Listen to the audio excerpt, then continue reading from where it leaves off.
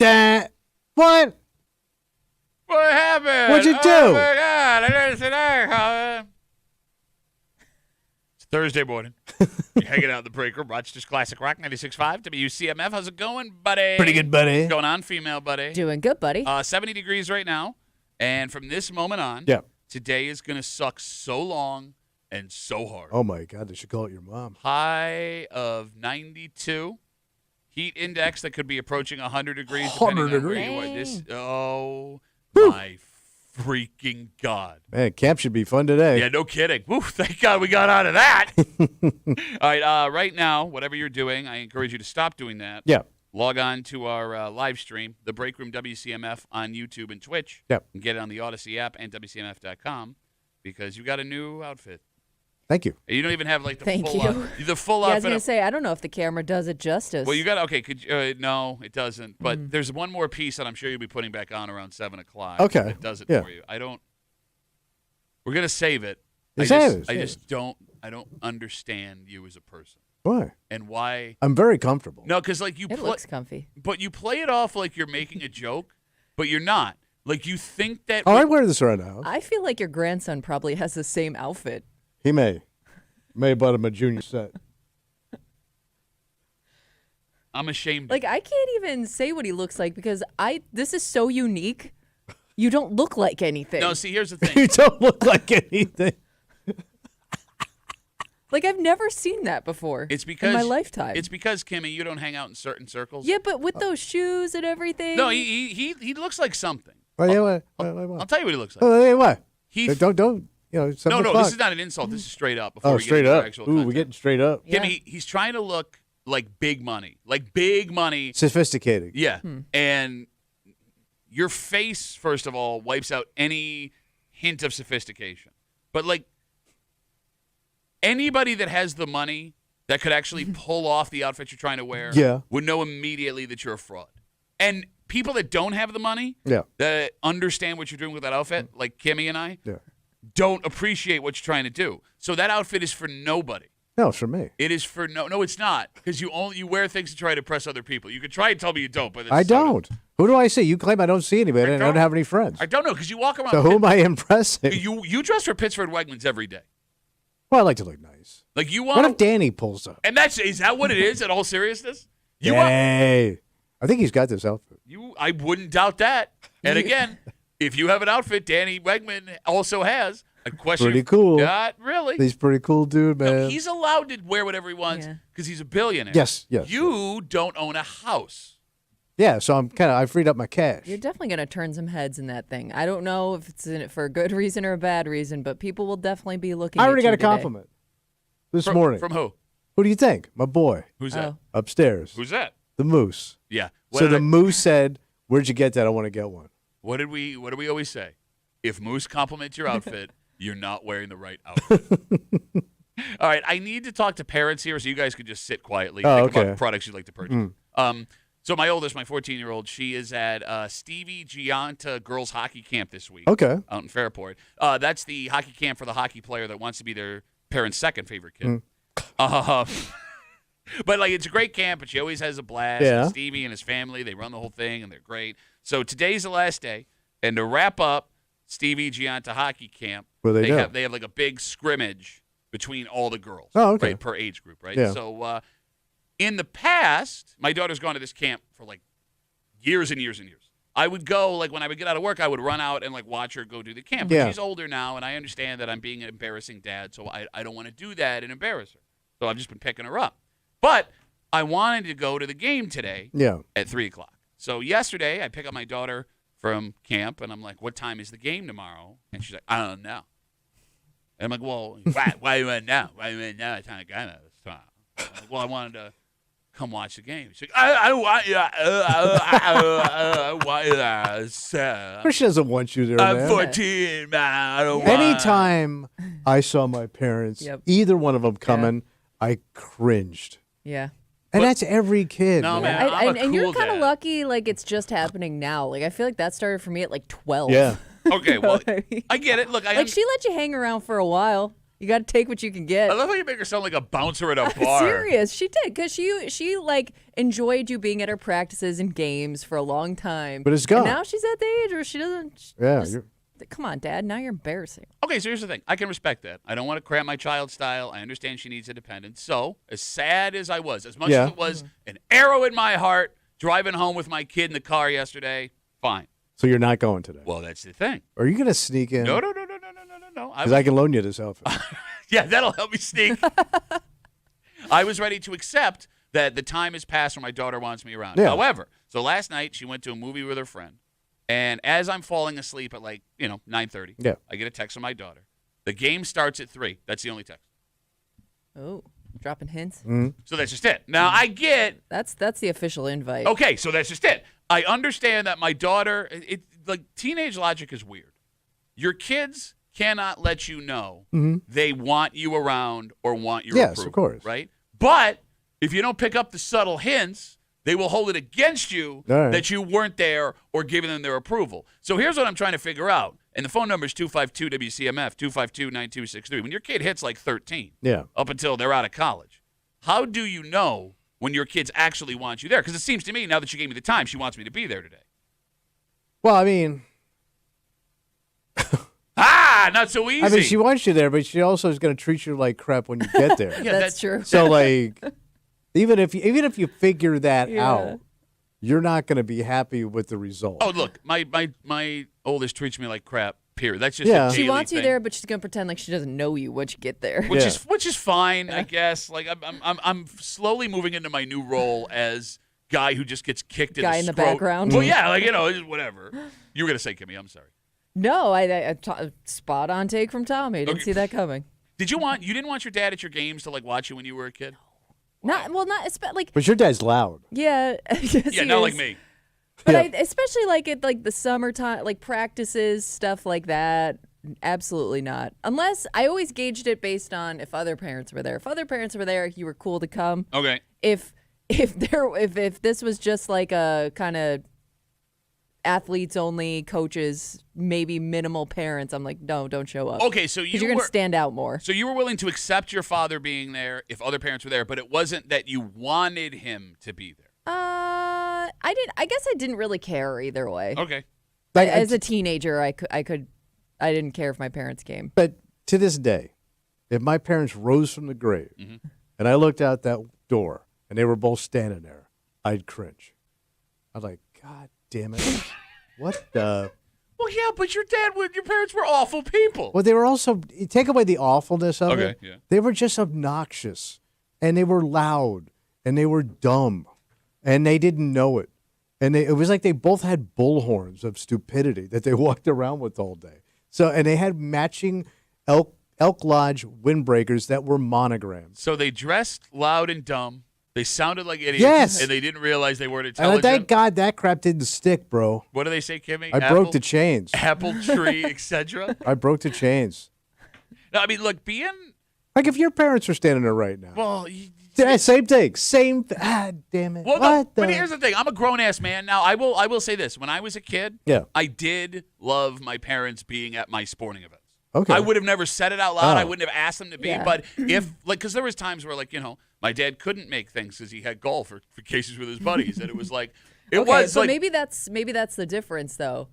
Because you didn't have a parent that wanted to show up to everything. Oh no! Here's the thing: my dad wanted to show up to my things unless there was something cooler to do. Yeah. Which was everything. I mean, look, in the defense of my old man, he was there a lot, except for my birthdays, because that's when the Police Olympics were in Myrtle Beach. Police. That's a real thing. My dad played golf in the Police Olympics and missed my birthday every year. In Vero Beach? It was sometimes it was Myrtle Beach, Cocoa Beach. Oh, nice. Whatever beach he was at, best beach in the world. Oh, beautiful. Senior Frogs, Cocoa Beach, best restaurant you ever been to in your life. I also didn't want my dad there and then have to ride home with him so he could break down everything afterwards. I've gotten better at that, I think.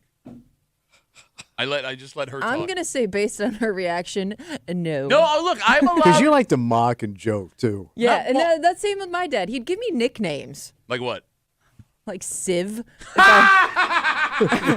I was playing in goal. Thanks, Dad. No, look, thanks to Kimmy and the story she tells about her experience with her dad, I have shut up when my daughter is around about, Okay. like, I used to when she was younger be like, oh, we got to go get it. Not like yell, but like, put work it. And yes, you guys watch me react when my daughter's hockey game was on TV that day while we were doing the show. Yeah. Right? But I don't do that in front of her. I'm allowed, with the money that you spend as a travel sports parent when she's not around. Goddamn money I've spent. I don't Yes. think it's so much For the my way retirement. you're reacting when you're there. I think it's just simply your presence. Yeah, that's all it takes. Like I said, if I see my parents, they don't have to even say Yeah. anything. I've already my ass is tight. I'm cringing. Okay. They haven't done a damn thing No. yet. Just to look at them and their expressions, because I know it's coming, man. Save your money. Yes, do the Macarena. 252 WCMF. My daughter has Stevie Gianta hockey camp this week, and every year they wrap it up with like a scrimmage. It's like big game, whatever. It's really fun. And here's the other thing: like these are all girls that she's grown up playing hockey with since she was like 5. Sometimes they go play on different teams, so it's nice to like catch up with all the kids that I watch, like grow up since they were little. Yeah. So yesterday we're leaving campus. I'm picking her up, and I go, "What time is the game tomorrow?" Because I want to go watch it. And she goes, "I don't know what you got." So I'm like, "Fine, all right, I'm not gonna go." And then she went to a movie with a friend last night. She texted me as I'm falling asleep. By the way, this kid's got a pretty nice summer, man. Yeah. No kidding. What No did kidding. you do Hanging during out the with summer? NHL stars. No, camp. Brian wasn't there. Oh, damn it. Oh, you didn't pay for the gold package? So you sent him to Little Brother hockey camp? Tiny brother hockey camp. But yeah, she sends me a text, and the text just says, game is at 3 tomorrow. So now I think she wants me there, but she can't let me know she wants me there, which I understand, but I don't want to embarrass her. I mean, I'm going to go to the game. Yeah. I'm going to the game. And now, just to prove a point, I'm going to be the loudest parent there, even though Why? nobody Wow. will be Why yelling. would you Wow, do that's a that? I'm first. kidding. It was a joke.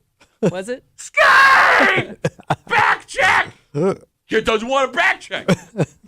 Connor. Oh, corner. He writes us on Instagram, Duffy on WCMF, the easiest way to get us.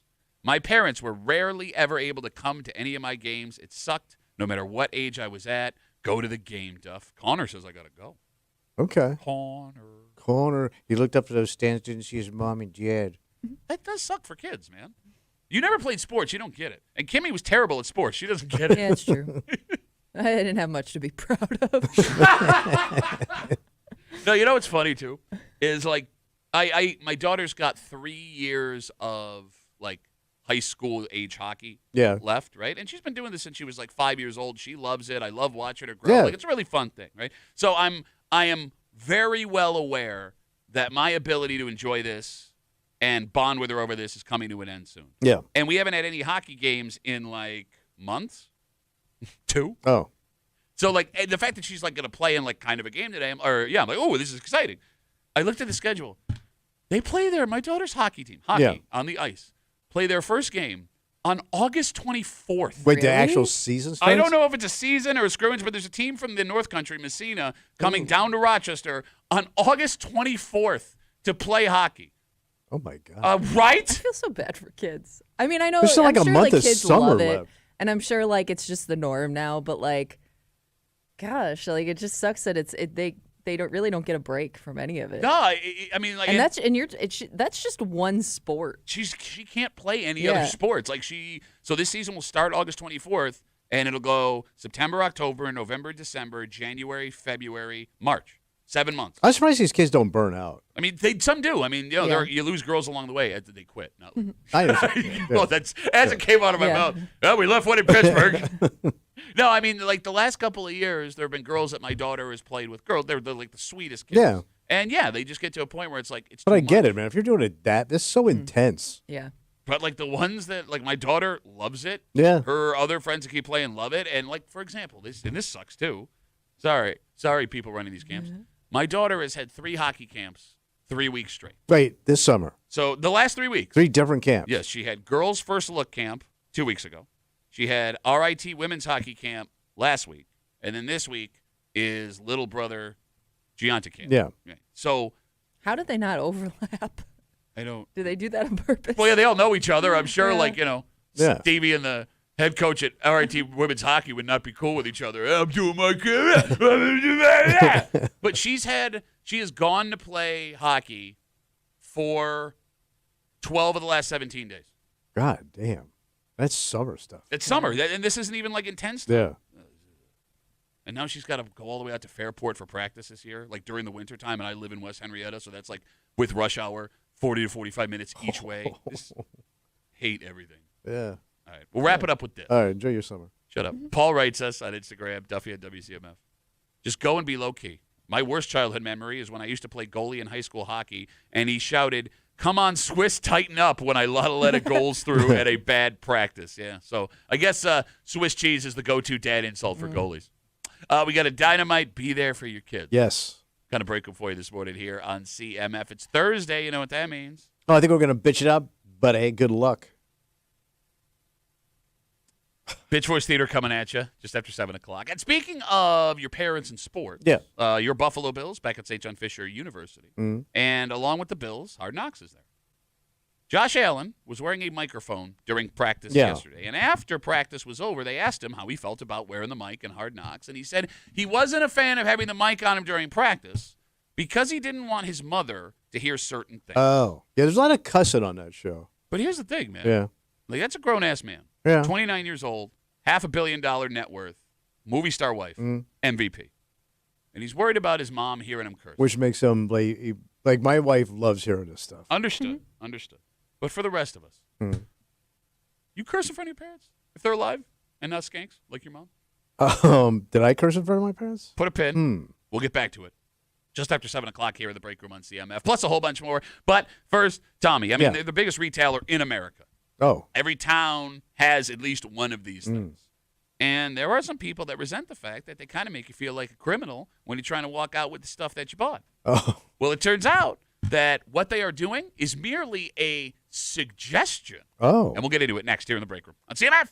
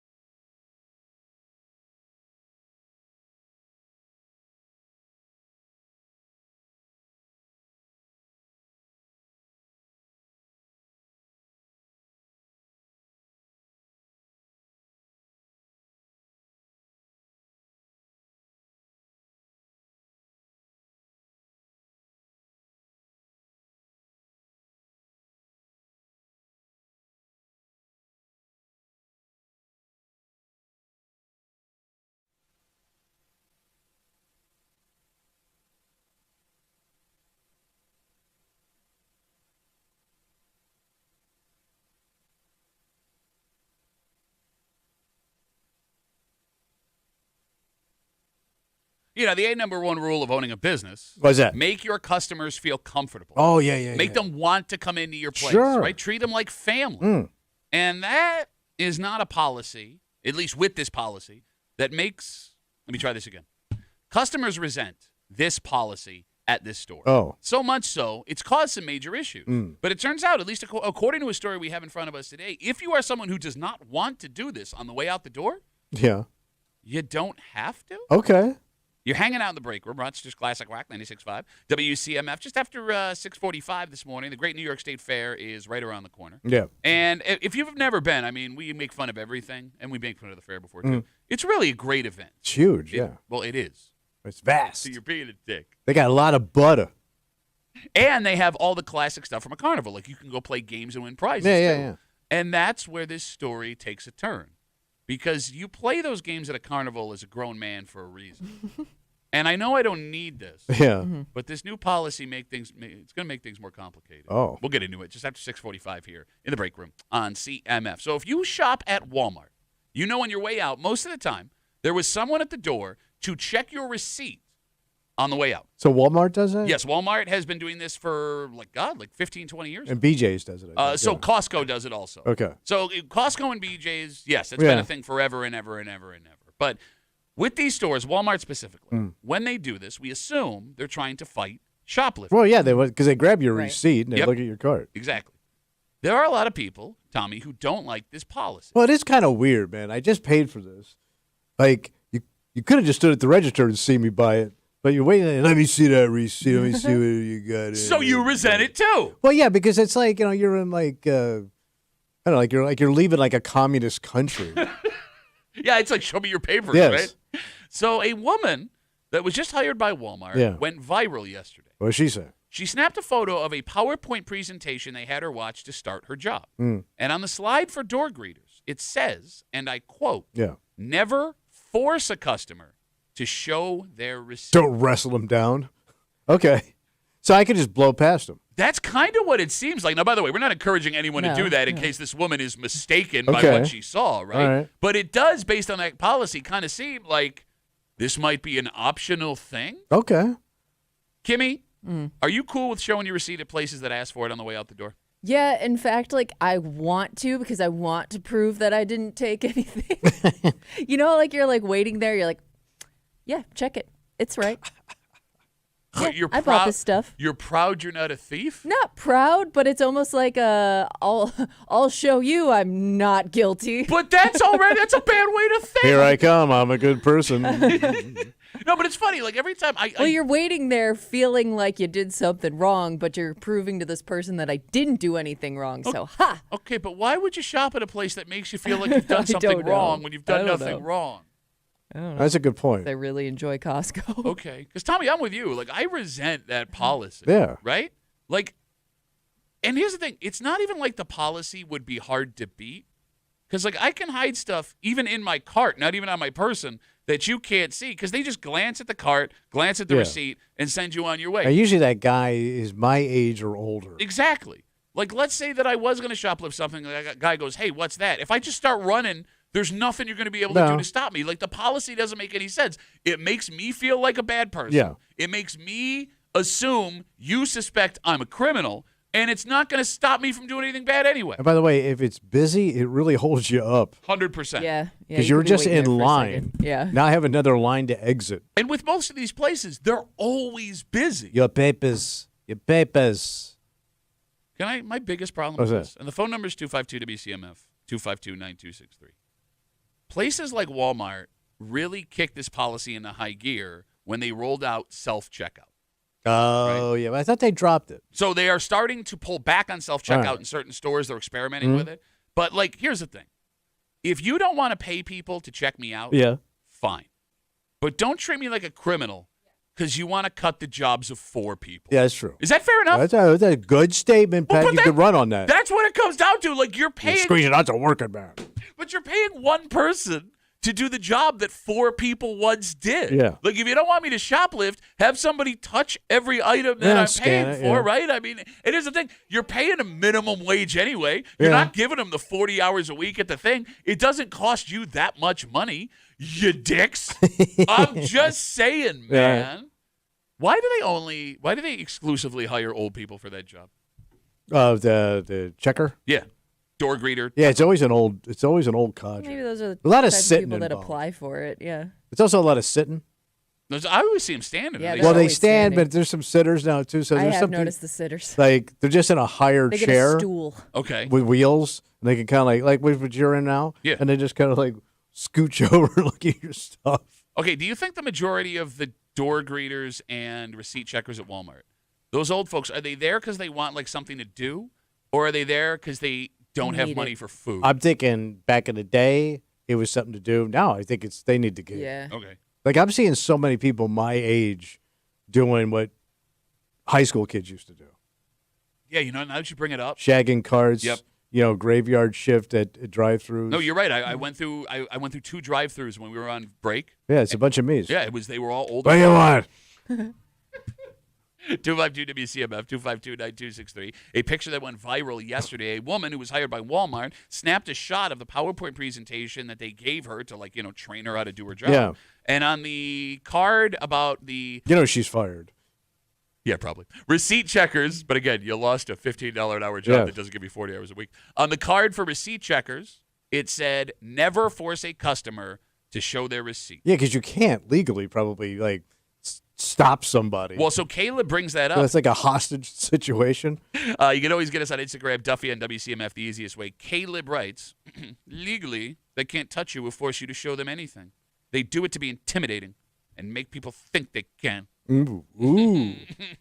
So it's a power play. That's kind of what it seems. Yeah. Adam writes us, I 100% resent that policy. I've never stopped at any store to show my receipt, and it's never been a problem. Okay. He don't play, man, Adam. All right, so here's the thing. He's his own man. I think this can go both ways. Okay. Right? Because, I don't want to do this, Mhm. but I'm also aware that the person checking the receipt didn't come up with this policy. Right. They're just doing their job. I don't want to be a dick. I didn't steal anything, so I'll give you the receipt. Yeah. Yeah, I'm not going to bust the gate trying to get out of there. So, here's what I'm trying to figure out. Are we pusses for bowing down to the power? Yes. Or is Adam a dick for being like, I'm not even going to show you the receipt back? Adam's a dick, but I'm a huge puss. So, yeah. Okay. It's a push. You know what I am impressed by sometimes, and This I've seen outfit? this happen. It is impressive. Shut up. You said you'd never seen anything like it. I have not.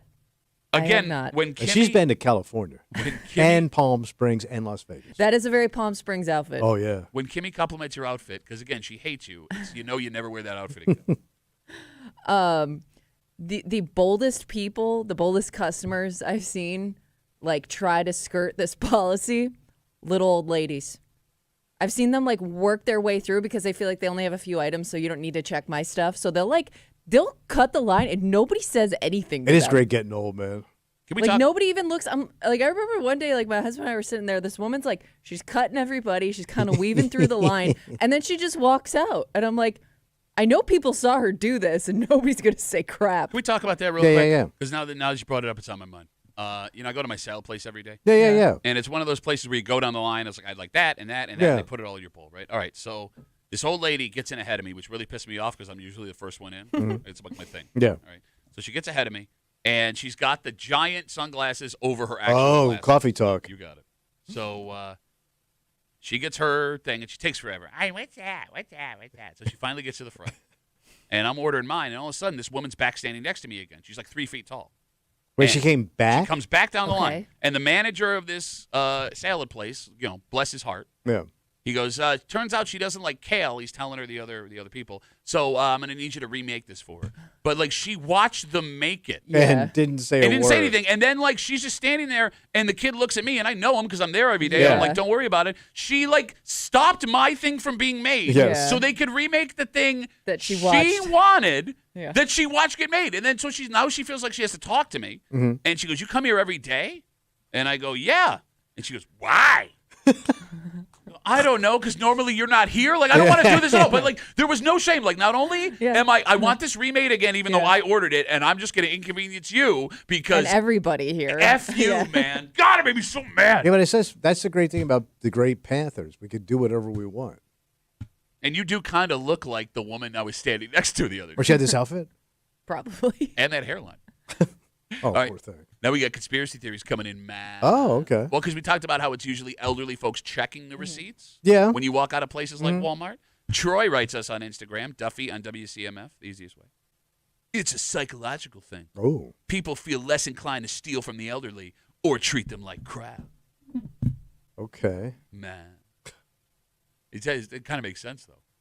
Like, if there's a guy that looks like me and he goes, give me your receipt, I want you effing. Right? But I don't want to tell my grandpa. Yeah. Knob me, grandpa? What are you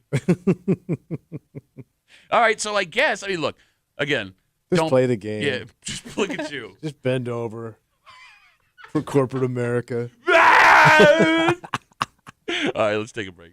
Maybe you want to get away from the stress of the world. Yes, what do I do? Enjoy yourself. Have some fun. Well, you could take a trip down to the Great New York State Fair. Oh, yeah. And here's the thing, man. I know we make fun of almost everything in the world. Yes. But the Great New York State Fair is an actual, legitimate gem of this state. Mm-hmm. You can take a free train on Amtrak from Rochester down to Albany. I think it's $8 to get in. Okay. All the concerts are free once you pay admission. The concerts are phenomenal. All the livestock you want to look at. Well, your mom's going to be there? Oh, I don't like it. I don't like the jokes. Very cruel. But it also, along with the agriculture and everything, has traditional carnival stuff, and that's where the problem shows up. Because, Kimmy, this policy makes perfect sense. Yeah. Right? Yeah. As a grown-ass man, I don't need this thing. No. But it's your trophy. Well, that's just it. Yeah. How's everyone going to know? It's less about what it is and Yeah. than what it represents. And I'm trying to impress this lady that I'm with. Which is the saddest thing in the world. Shut up, man, who could never win any of these anyway. Didn't want to play that game, son. We'll get it, but you want to play the corporate game, man. We'll get into it next here in the break room. Let's see you, man.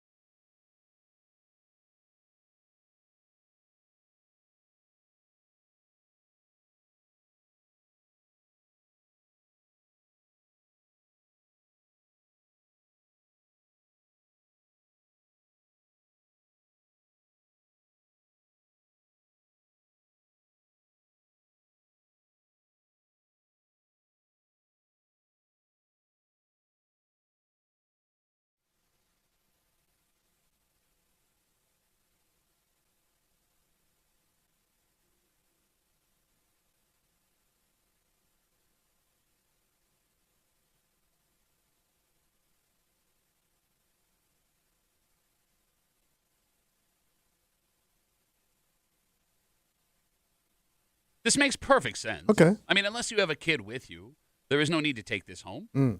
But when you're at a carnival, fair, amusement park, Mm. I played this game for a reason. Yeah. And I want everyone to see what I did. So this program, which is not a bad idea. Okay. Not a bad idea. Does make you feel like a dick Oh, yeah. if you were to make the wrong right choice. Mm. You're hanging out in the break room. Watch just Classic Rock 96.5. WCMF just after 7 o'clock this morning. It's Thursday. You know what that means. I think we're going to bitch it out, buddy boy. That's right. Bitch Voice Theater coming at you. You're going to want to jump on the live stream. We'll give you all that information in just a second. Also, just after 7 o'clock, with the Bills back here again. Yeah. And Josh Allen wearing a microphone for Hard Knocks yesterday. He is worried about one specific thing that his mom may hear when she turns on HBO, which is funny because I think you can tell the kind of relationship someone has with their parents, depending whether or not they care about their parents hearing this. Yeah. And we'll get to it just after 7 o'clock here in the break room on CMF. The great New York State Fair, right around the corner. Mm-hmm. And along with concerts and the rides and the agriculture pavilions and the giant sculpture made of butter, they have a midway. Oh, yeah. Right? All the games you can play, wonderful prizes to take home, mostly a goldfish you'll kill in a week, and giant stuff. They still do the goldfish? Actually, it's a good I question. thought they stopped that because it was cruel. You know what? I haven't seen one in a while. When's the last time you went to a carnival? When she I got her haven't hair been to done. one in a while. She got her. Hey, has anyone been to a carnival lately? 252-WCMF. Do they still do the geckos and the goldfish and Yeah. stuff like that? Okay, so when it comes to stuffed animals, Yeah. if you were to win one at the Great New York State Fair, the state now has a suggestion. What are they saying? Well, Tommy, a lot of guys play these games just to see if they can win them, Yeah, sure. right? I mean, Kimmy, your husband, he wants to show off his arm. He wants to hit that big thing with a mallet. Yeah, I'm pretty sure he uses our niece as an excuse just to play the games. Okay, exactly. And I get that. I totally get it. He doesn't actually want the stuffed animal No. if he wins it. Yeah. But So it does tell everybody something. All right, so Yeah. the state is offering what's called the Reprise a Prize program. Okay, well, how's that work? If you go to the state fair and Yeah. you win a stuffed animal, in that moment right there, you can donate it to a program that will give these stuffed animals to a kid's charity for the little ones to enjoy. What a great idea. It is. It is a great idea that I really wish they had never come up with. Why? 252-WCMF, 252-9263. If you win a giant stuffed animal at a carnival and you want to keep it as a grown-ass man, does that make you a dick? It's the saddest look It's not. there is. A grown-ass man walking around with a stuffed dinosaur Yeah. Yeah. with a smiley face on it, Like, which makes no sense based on what everything I've read about dinosaurs. They don't seem happy. I mean, here's what you could do. Because I know you want – just take a picture of it. no. Would you hold it and No, then it's not the donate same. it? No, That's because you it. want all eyes on you as you're walking around with it. 'Cause You want nobody's people to impressed. wonder. Yeah, You right. want people to wonder, like, ooh, I wonder what that guy did to get that. He must really be talented, He man. must to really be win good that at climbing wobbly ladders. The key is you got to lay down and shimmy your way up the ladder. See, I saw a different strategy, but Okay. I'm sure there are other ways. Everything Kimmy just said Yeah. is 100% correct. I want crap. It's sad. okay. Yes, with this no, it's not sad. It's sad. With this policy, the kid should have the stuffed animal. Absolutely. 100%. Yeah, yeah. But I want everyone to see me with the giant stupid thing I'm not going to use. How about they let you take one lap and then you donate it? No, because I also want Yeah, there you go. Maybe you can walk around all day with it, and at the end of the day, say, okay, you can. I'm ready to donate What are you now. going to print it like it's the Stanley Cup? You want to sit next to that thing on the rides and have it strapped in with you. I want it. No, I have put them in my car, like in the seat next to me, so people on the way home that are driving can see it. And yes, I do want to parade it like the Stanley Cup. It's my trophy. I earned this. I mean, you know how hard it is to win those games? They're Not all rigged. very. Well, It's you're going to super. spend quite a few bucks trying to win. Thank most you. of the time. Thank you. And by the way, not very. That's how I know you're a man that's never done this ever, which makes you a pansy. Have you ever played a carnival game in your I life? thought the shoes did that. Have you ever played a carnival game? Yes, everybody's played carnival. Have you ever games. won a carnival game? Yes, I've won. You have I not. still got the goldfish. Bye. You would have She's to have 67. Oh, wait, she was the one getting my salad yesterday. everybody has like a go-to carnival game. Like ones I don't have a shot. That one, I could make that one work. I was always good with the squirt gun ones where you got to shoot it into the clown's Where you mouth. race you- the other people. That's the least skillful one because somebody wins every time. No, And don't you feel like a dick with that one? Because there's probably kids playing, and you're I was a kid when I played it. Yeah, no, Okay, I mean, okay. in his defense, I wasn't like All right. 40. I was getting drunk.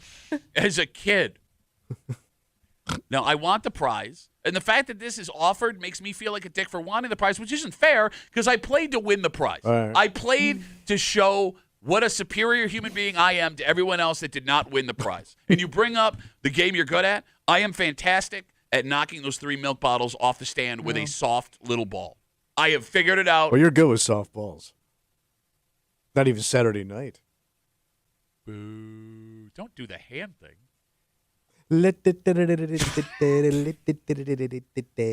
252 WCMF 252-9263. The State Fair has a new policy and option.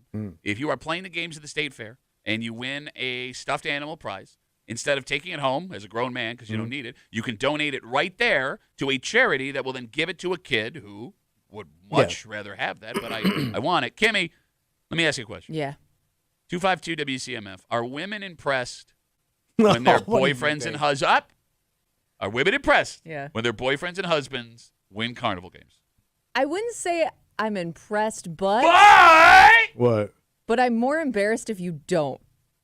Because nobody knows if you don't. It's gonna hurt you more if you try and keep failing and you don't give it up than it is than the amount I'm impressed by if you win something. It is a standard 80s and 90s movie first date, right? You go to like the carnival or the boardwalk or the Midway, and like in the movie, you know she's falling in love with him right when he wins her that giant stuffed monkey. Yes. Because This is very romantic. It is, right? Yeah. We have been conditioned to believe that we are getting in your pants by knocking down all 3 of those milk bottles. But you ain't. But you also have to look cool doing it because if you're shooting hoops underhand trying to make those baskets. Well, but that's a better way to do it because it's the angle. It's a smaller hoop. That's how they get you. You can't tell from a distance. Can't dunk. You have to go. It's got to be a higher arc to get it through. You also have to pick and choose your battles because she could be better at you at some of those games because some of those games are like weird skills that people have. That would be bad. You know? And you can't figure out, like I told you when we went to Seabreeze a few summers ago, my niece won the big prize with the dart game. Ooh. Like she was just like lobbing them in the air and hitting the balloon every time. Whereas like we were actually trying and missing the balloons. I can't imagine any woman legitimately being impressed by you playing these games. Unless she's got like a lazy eye and a chipped tooth. It's funny you say that. What? Can I tell you a story? Good. So we went to Seabreeze a couple years ago, Yeah. my wife and my girls and I. And my girls wanted this giant shark. Okay. And it was the milk bottle game. And I'm good at the milk bottle game. So That's what I've been hearing. first ball, bang, all 3 of them No. on. We get the smash of shark. No. Well, now you got to win another. You did not. Nope. I stayed with the one shark because Really? I knew. Look, I But knew. you got 2 kids. Doesn't matter. You guys could share the giant shark. Shark That was never huge. works. I took a picture of it. I put it on Share a Instagram. shark. Yeah. After I knocked the milk bottles over, Yeah. my wife comes over to me, and it was one of the most sincere things she ever said to me. She said, our daughters are never going to get married because they won't find someone that can do what you do. She said that to me. You know, they After learn I this won the stuff. No other You know, they man's learn gonna this knock stuff over at me. medical school. Okay. How to like tell people bad news. It's You know, 'cause like she has to come back in and she goes, Mr. Millet, I got some things to tell you about your back that you're not going to like to hear. God, I wish you would tell you that. They learn how to do that. at It was school. the most sincere thing in our relationship Which she is had ever brilliant. said. And it's when I was handed the shark. The shark. It was the shark that did it, man. But I get it with the kids, Well- but you were never going to get that on a first date with your You wife. don't know that. You think if you were on a first date with your wife, Yeah. and you handed that shark, she's like, look at this loser. No, that would be like, come on, no, think about this. No. Look at radio boy got me over here. No, but you couldn't do that with the shark with one hand. That's how big it was. You had to use Wow. 2 hands to carry the shark around. I think the precedent is set by your dad because whenever we'd go, like my dad would win something. He was determined to win something. So we would never leave empty-handed. So if I went on a date and you didn't try to win something, I feel like I would find that strange. They don't make men like my daddy anymore. He threw that milk jug bottle to the floor. No, that's not how the game works. You throw the ball at the I milk just jug. was looking for a rhyme. Be better. Hashtag be better. No, I mean, Kimmy, Dad it's also did a thing now that I'm thinking about it. What? He would pick the prize that he wanted. Oh, so you didn't even get a kid prize. Well, he'd play the Budweiser can basketball game. opener. And he'd play the basketball game and win a basketball. Oh. And he'd give it to us, but like I wanted like the stuffed turtle, not the basketball. But the basketball is a better value. The stuffed turtle. That's what his logic was. No, it's a good logic. So it's good value for your money. It is good value.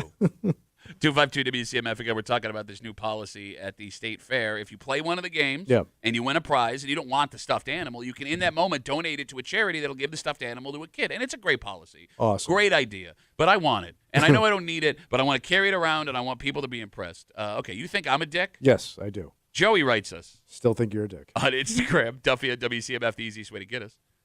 I used to go every year to the state fair. One year I was behind the basketball game. The rim of the hoop is small and bent, so you can't get the ball in. I started saying something to the guy running the game, and he gave me a stuffed animal, the big one, to shut up and move on. Oh.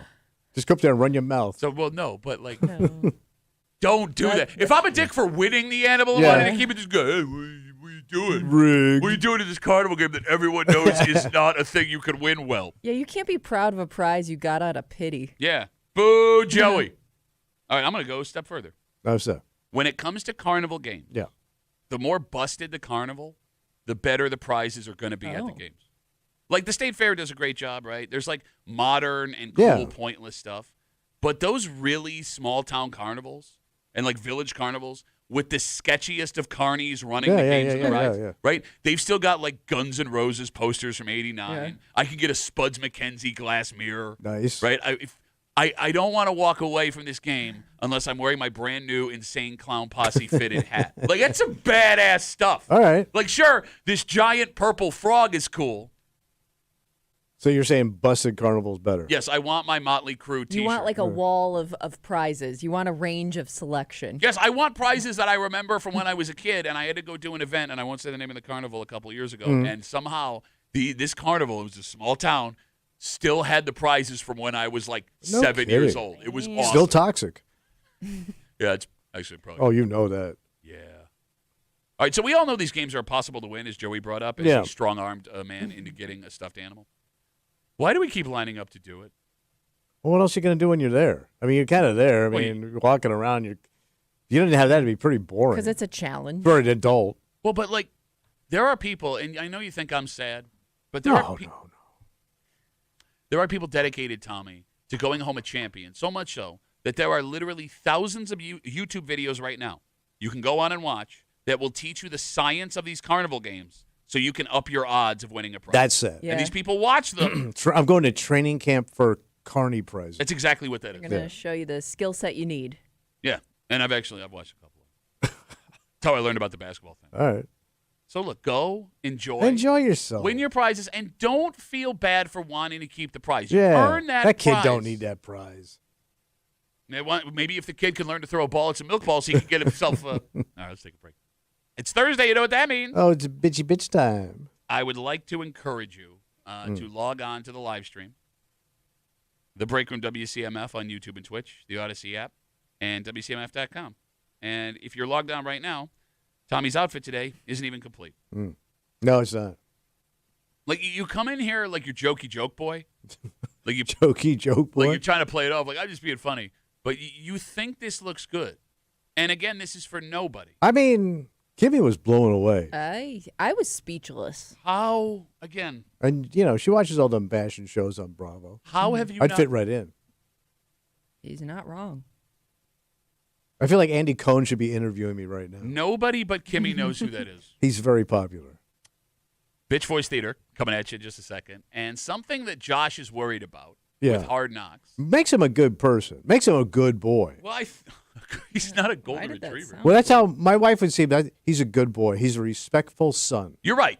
But I think That's they all should be like that. I think your foul mouth show. I think you can make the argument how you feel about doing this in front of your parents. Yeah. Says a lot about the relationship you It have. does. And we'll get into it next here in the break room on CMF.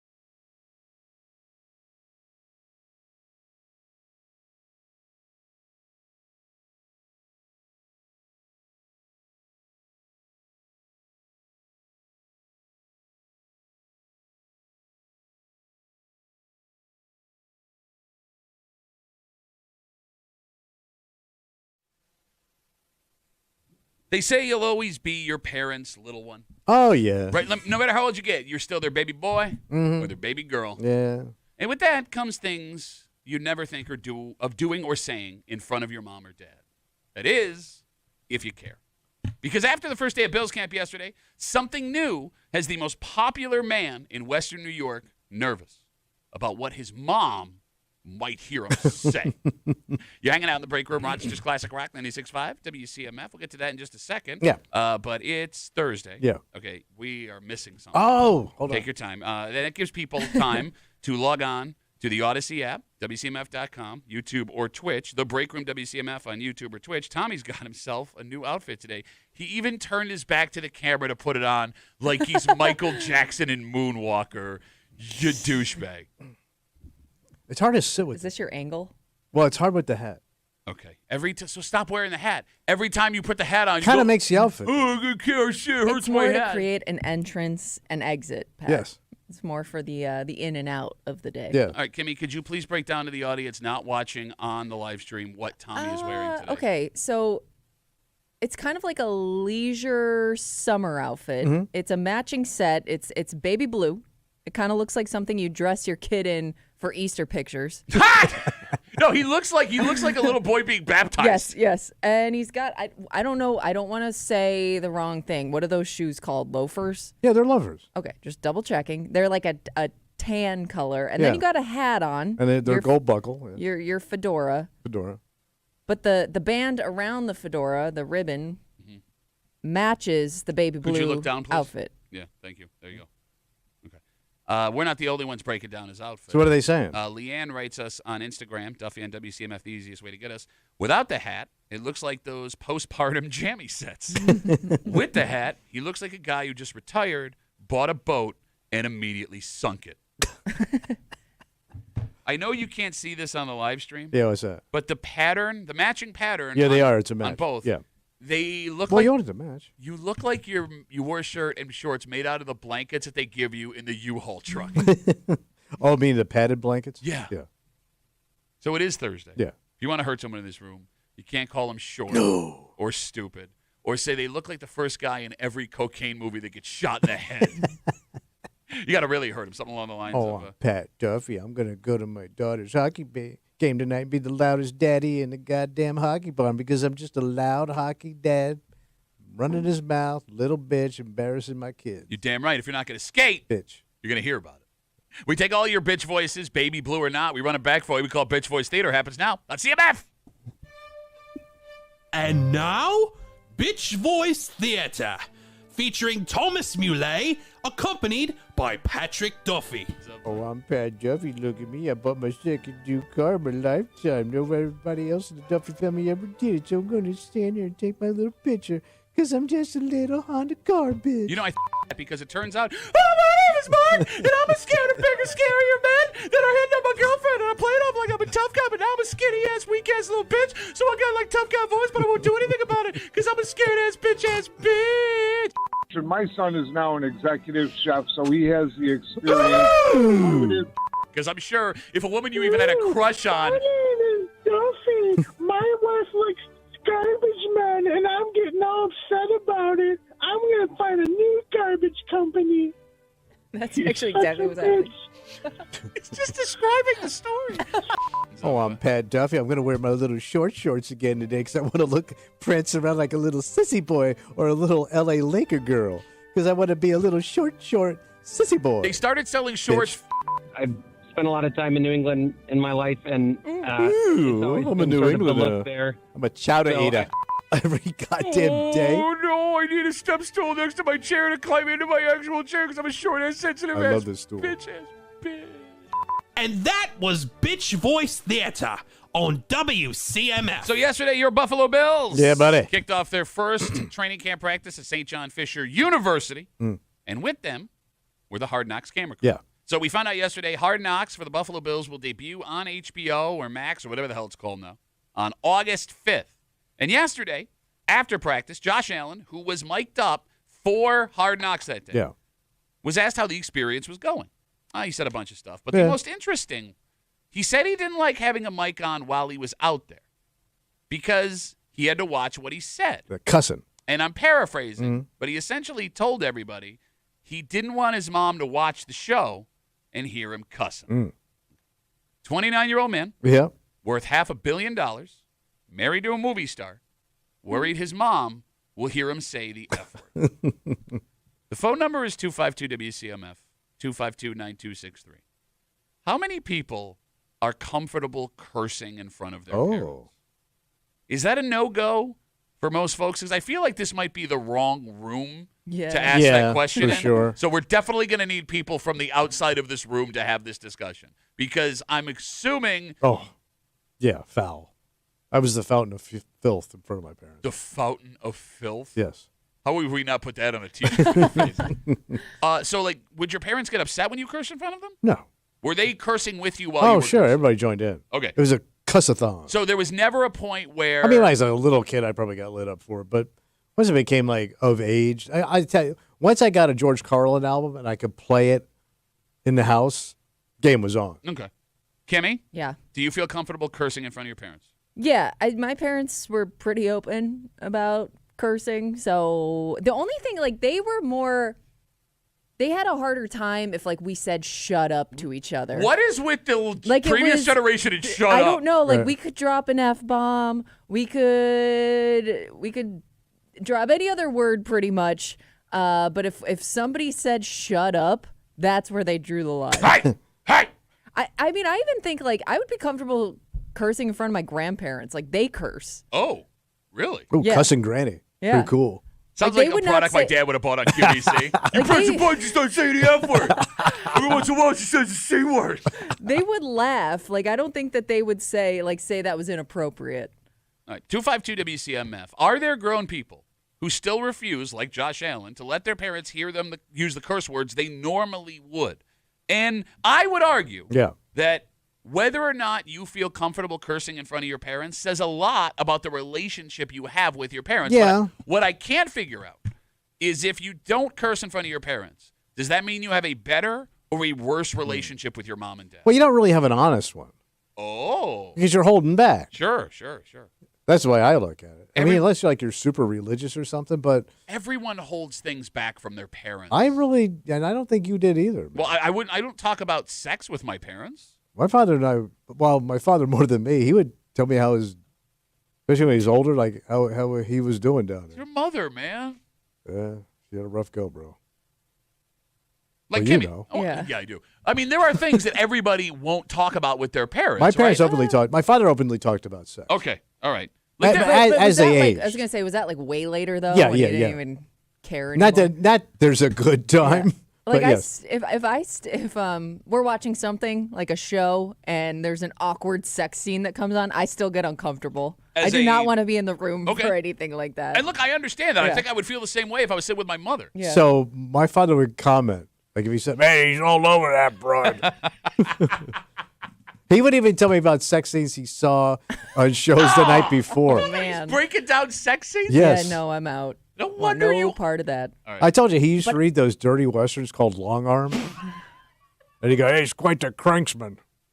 All this guy did was shoot people and bang every chick in town. I do wonder, though, in these situations, who's more uncomfortable. Because I'm uncomfortable. I don't know if my parents are as uncomfortable as I am in those situations. I mean, Like my wife is very uncomfortable in front of like the kids, Yeah. her kids, but with the cursing and the sex scenes and all that stuff. okay, so you, I just want to be clear. You would argue, Tommy, that if you are cursing in front of your parents and it's cool, that's a better relationship. Yes. And then you followed it up with saying, Right. my wife gets uncomfortable when she hears the kids curse in front of her. Because like she knows they curse, Yeah. but she doesn't want to hear it. So do they honor that? To a degree, I mean, I've heard but they're not as foul as I am. And even like she even said, "Well, you curse a lot." So I don't. I have my work mouth and I have my home mouth. Wait, you don't curse around the house? I do, but not like I cuss here. Like Who I are said you? something yesterday that Kimmy like flipped out over. Yeah, no kidding, Well, man. it involved my mother and penises, It was uncomfortable. but I was right. I Don't doubt that. All right, 252 WCM. But with Josh Allen saying yesterday that he doesn't like wearing the microphone during practice for Hard Knocks at Bill's training camp because he doesn't want his mother to hear him curse when it's on TV. That just drives his stock even higher with women. You're 100% right? Like, I mean, maybe he's a good boy. He's a good man. It's got to be by design. He says the right things too easy, too well all the time. He's Clark Kent. But if you are afraid to swear in front of a parent, I would guess most of the time you're not going to swear in front of the parent of the opposite sex. Sons don't want to swear in front of their moms, and daughters don't want their dads to hear them curse. That makes sense, right? But it is weird. Because, like, I mean, for most men, I would guess it's nothing to casually drop an F-bomb around your dad. Yeah. You probably learned all your curse words from him anyway. Well, that was probably your first introduction to, cussing. I mean, Kimmy, you curse in front of your dad? I curse in front of both my parents. All right, like your mom I get because you can have wine time. I mean, you know your father is extremely – he would never say it to you, but you broke his heart, dropping F-bombs in front of your dad. Well, my dad You were his baby princess. My parents, and now you just effing here. My parents curse in different ways. Like, my mom will casually curse, whereas my dad doesn't really curse in casual conversation. He finds other ways to say the curse word for some reason. But he will drop some hard F-bombs if, like – he bumps his elbow, or, you know what I mean? Like, it has to be an extreme thing for him to really curse a lot. Like, listening to my wife curse is hysterical because she doesn't know how to. And she only does it when she's mad. Okay. And it's very proper, and it just comes across so lame. I'm trying to figure out, like, when... Because your wife was such, like, a, beautiful, wonderful, amazing woman. Well, thank you. No, you're welcome. I'm trying to even come up with a situation. Like, if I heard your wife curse in it's front shocking. of me... I'm telling you, it's hysterically shocking. Because it doesn't sound natural. It doesn't sound natural. It sounds forced. And it's very, it's just, it's comical. You know what's even more awkward, too, is when they'll try to use a different word. Or, like, they still can't even get out the curse word. Like, they'll say fickin' or, like... cookies. Yeah. Like, I'd rather you just curse. No, I'm with you. We got folks writing us on Instagram. Dan writes us, Duffy on WCMF, the easiest way to get us. My parents did the whole we're just disappointed thing, which hurts deep. Oh, I got over that. What age was your old man fine with you cursing around him? I want to say in my early teens. Oh, really? Okay. Yeah. Because I think I was in middle school and my dad was cool with it. Like, my old man also had a mouth on him, right? Yeah, well, so did mine. So I was just keeping up with the conversation. Right. Like, my dad will drop F-bombs, like he's buying vowels in Wheel of Fortune. Yeah. But it's also like when you start cursing with your dad, and I use dad specifically just because, we were boys growing up, little baby boys. It is a weird father-son bonding moment, isn't it? No, sure. Like, when you have that first F-bomb-laden conversation and your dad doesn't look at you, he doesn't say anything, I would argue that moment is more powerful than the first beer, than the first time dad takes you driving. Because, like, but do you remember it? Like, do you have a vivid memory of the first time you cursed in front of a parent? I don't remember the conversation, but I do remember feeling like an adult. Oh, it is a very adult moment. Yeah, at 14, 15, 16, because I would be able to have conversations where I could drop F-bombs with my dad around, and he would continue. He would also do that. Yeah. It made me feel like a grown-up. Yeah, you're you're a little bit more of an equal. Right? Yeah. Yes, I mean, I think that's what it is. The person, I've always said on this show, because I have the same mouth you do. Yeah. I don't trust anyone if I can't curse in front of them or I don't hear them curse. Well, you're not a regular guy, and I say that in these shoes. I even feel that way with women. Yeah, but my mother, my mother for her generation cursed a lot. Really? Yeah, and that generation of women did not, but she did. In what context? Like even a casual conversation, dropping F-bombs? No, it was more out of like when she was pissed off. Okay. You know what I mean? But she would still do it like my aunts never did. And the other thing. Is that because of the house she lived in? Yeah, it could be. My mother also openly farted. What? Well, moms fart. Breaking news. No, like, I know she farted because I heard it. Because, them old girdles were like baffle chambers. Well, like, is it possible? Like, what? Is it possible she just had, to get a bunch of stuff out for the night before? Well, like what? I can't continue because although my parents don't care about me cursing, the FCC does. Oh, because of her butt? Your mother openly farted? Yes. Yeah. Yes. Like, did she point it out, or she No, just no, didn't? but you heard it. Okay. All right, well, why I don't... mean, Like, she's the only woman I've ever heard fart. Wait, none of your ex-wives farted in front of you? I never heard it. Okay. I mean, I'm talking about ripping ass. yeah. It was like I mean, like, she's in the comfort of her own home. don't get that comfortable. Have you ever farted in front of your husband? Yeah. Like Not like you heard like it. noise farting. Yeah.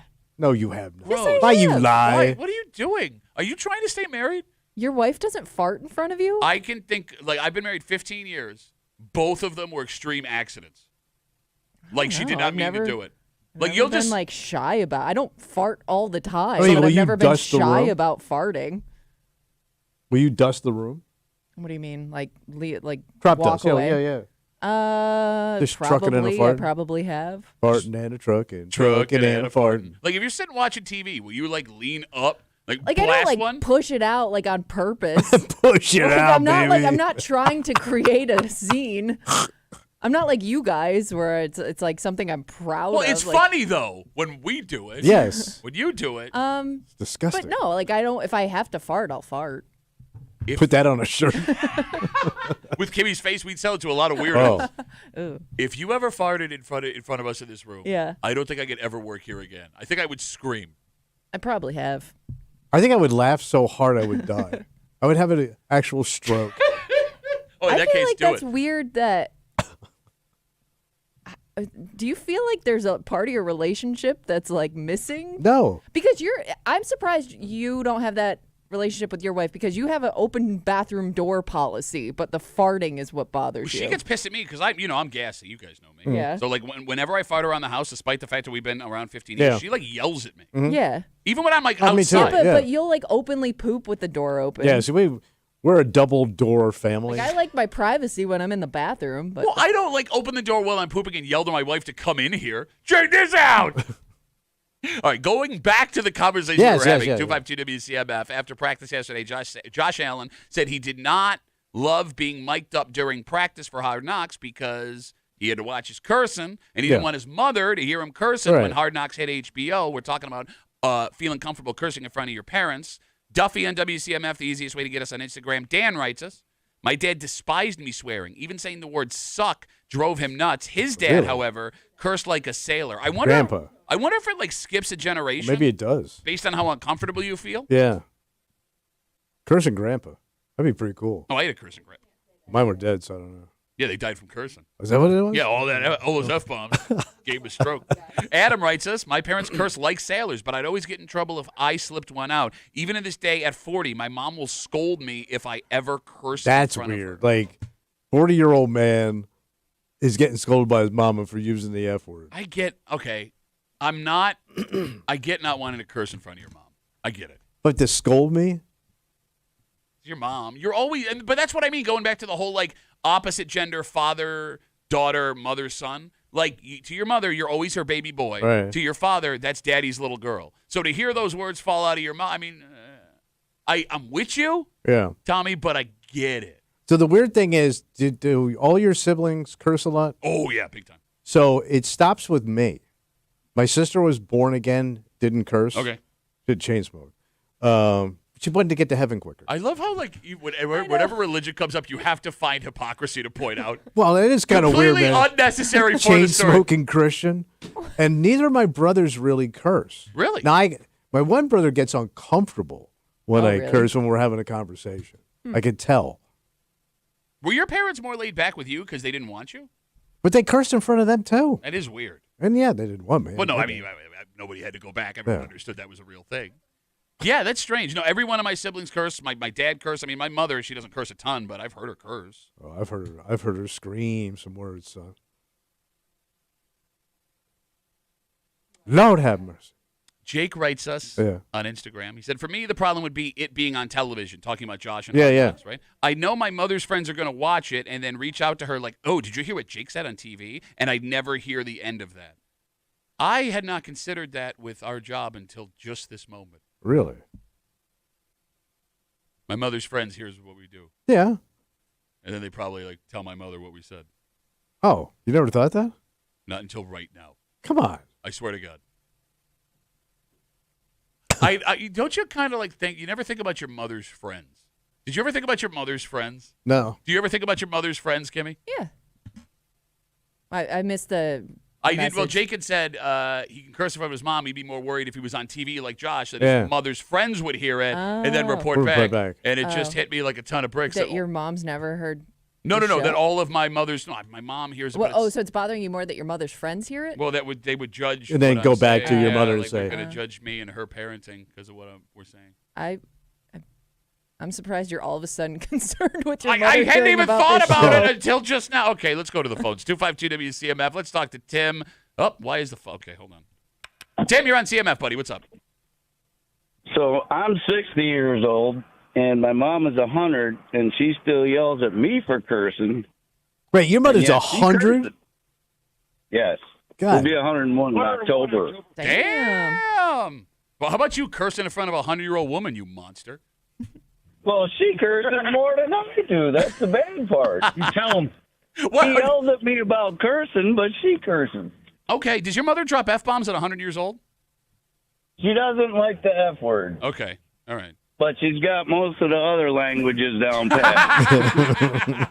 Tim, thanks for the call, buddy. Damn. I wonder if it's changing for parents now, like if it's getting more loose with the language or if parents are worried about, because, your kid can be recorded. It lives on forever. Yeah, but I like. I'm going to guess there are still some words that will shock anybody. Well, yeah. But my old man used those words at cocktail parties and jokes. He would Yeah. drop the C word.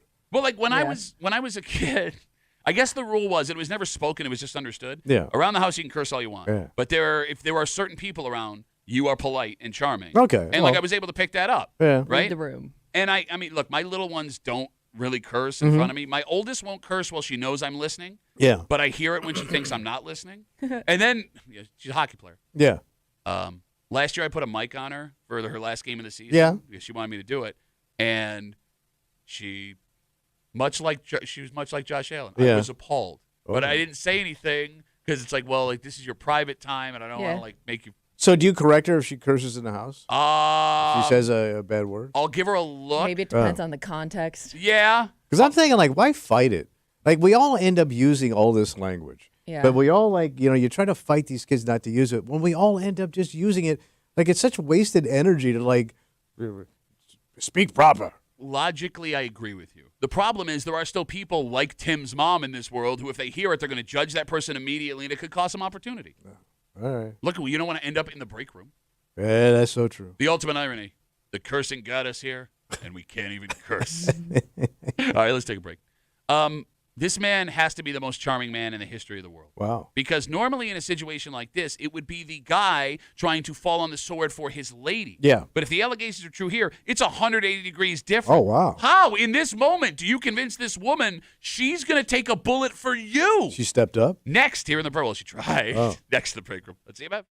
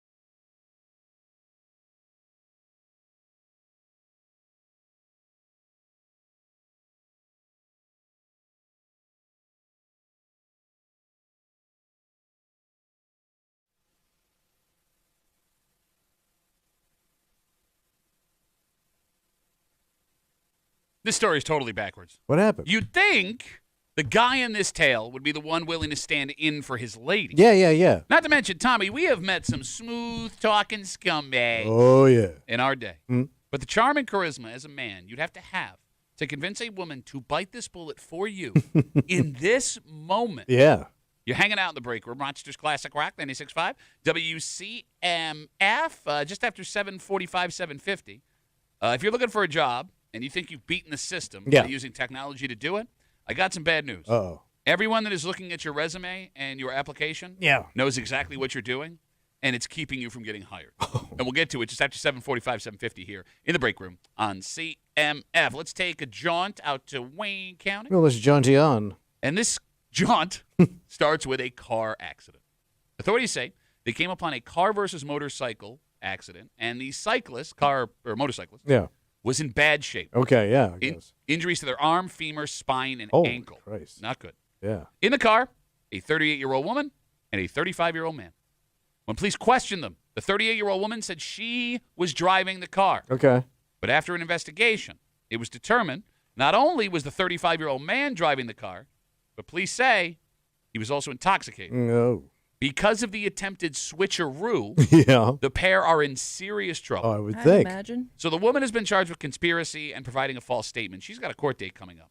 The guy, on the other hand, has been charged with vehicular assault, tampering with evidence, conspiracy, providing a false written statement, DWI, leaving the scene of a personal injury accident, aggravated unlicensed operation, and to top that all off, his car was unregistered. It seems they just checked all the boxes. Man. Yeah, you ain't kidding, man. Okay. So he was taken and locked up, All right. awaiting a hearing. So this story is obviously bad, and you hope the motorcyclist is going to be okay. No kidding. But what I cannot shake from this story, if the allegations are true, Yeah. how the hell did a guy convince the woman he was with By the way, he had to do that quickly. in the moment? Yes. And you seriously hurt someone Yeah. Right. to take the blame for him. Yes. To your point, like even if you, let's say you pulled this move without somebody else involved, would be hard to talk that person into. Like you just hit a tree, right? Yeah. The fact that like somebody's like seriously injured here and you still volunteered to pretend like you were behind the That's wheel a mate right there. is insane. I love how you're respecting her and not judging him. Oh, I am, but I still got to it's still impressive. In a bad way. Pat. Bad way. Not good. Like, what do you mean by I don't think That the fact impressive that he is the could do word you this, mean. like, boom, there's an accident, and then you convinced her to pull this move in the moment while there's somebody seriously injured over there. Yeah. And And it's a little impressive. Okay, that being said, Yeah. the phone number is 252-WCMF. A few things here. Okay. First of all, men want to be the saviors in most situations, right? Yep. Right? Like in this case, granted, he's looking at serious charges. He put his lady Oh, in yeah. harm's way. If the allegations are true, it feels to me not impressive, but a major bitch move. Oh, it's a Yeah. bad move. No, not bad move. Bitch move. Bitch move, We okay. know it's a bad move if the allegations are true. I'm saying use a bitch if you're asking your lady Yeah. to take a bullet for you Yeah. and the mistake you made. But I think more surprising, Yeah. with the allegations saying she agreed to it, that also feels super rare, not just because of the charm, but because of the way women are conditioned in these situations. Yeah. All right? There is a reason why when a ship goes down, they save women and children Yes. first, right? Fairer sex, fine. I'm not arguing that's the wrong policy. But it does feel, Tommy, Yeah. that there is an expectation from ladies, you ladies, Kimmy, that when you know what hits the fan, the man you are with will do all they can to take the punch, the blade, the bullet, the punishment. Yeah, that's the deal. be Right? the protector. Yes. Traditionally. But it goes past guys Yeah. wanting to do it. Yeah. You expect it Yes. to happen. Yeah, I think you'd assume that's the way it's going to go. But I also think you're underestimating what's the word I'm looking for? Like the instinct as a woman to take care of somebody. Okay. Oh, to nurture. Yes. And maybe if this is somebody that she constantly has to cover for, take care of, I don't know, like the history of their Get a baby. relationship. But this could just be something that she instinctively jumped in to do. Okay, if the allegations are true. If the allegations are true. All right, well, that being said, let me ask you a question, Kimmy. Yeah. And again, the phone number, 252-WCMF, 252-9263. Same situation as this story. Yeah. Your husband is driving. Yeah. For whatever reason, if he's behind the wheel, caught behind the wheel, he's in way more trouble than you would be. Yes. Would you switch spots with him? If he asked, or would I? Are you asking? Well, like, he what asked. I, He goes, Kimmy, I need you to sit. No, in I'd this- be pissed. I'd be pissed that he even asked. All right. Now let's reverse it. Yeah. You're driving. This happens. Your husband offers to switch spots with you so you don't face punishment. Do you let him switch spots? I don't know if I would. I'm too much of a scaredy cat. Okay. Like I don't know. I don't think like that would be my first thought is like, oh, let me try to get out of this. Not that you're trying to get out of it, but he goes, I'll do it. Get out of the Yeah, driver's I seat and don't let me sit know. down. I don't think I would let him do it. You believe her?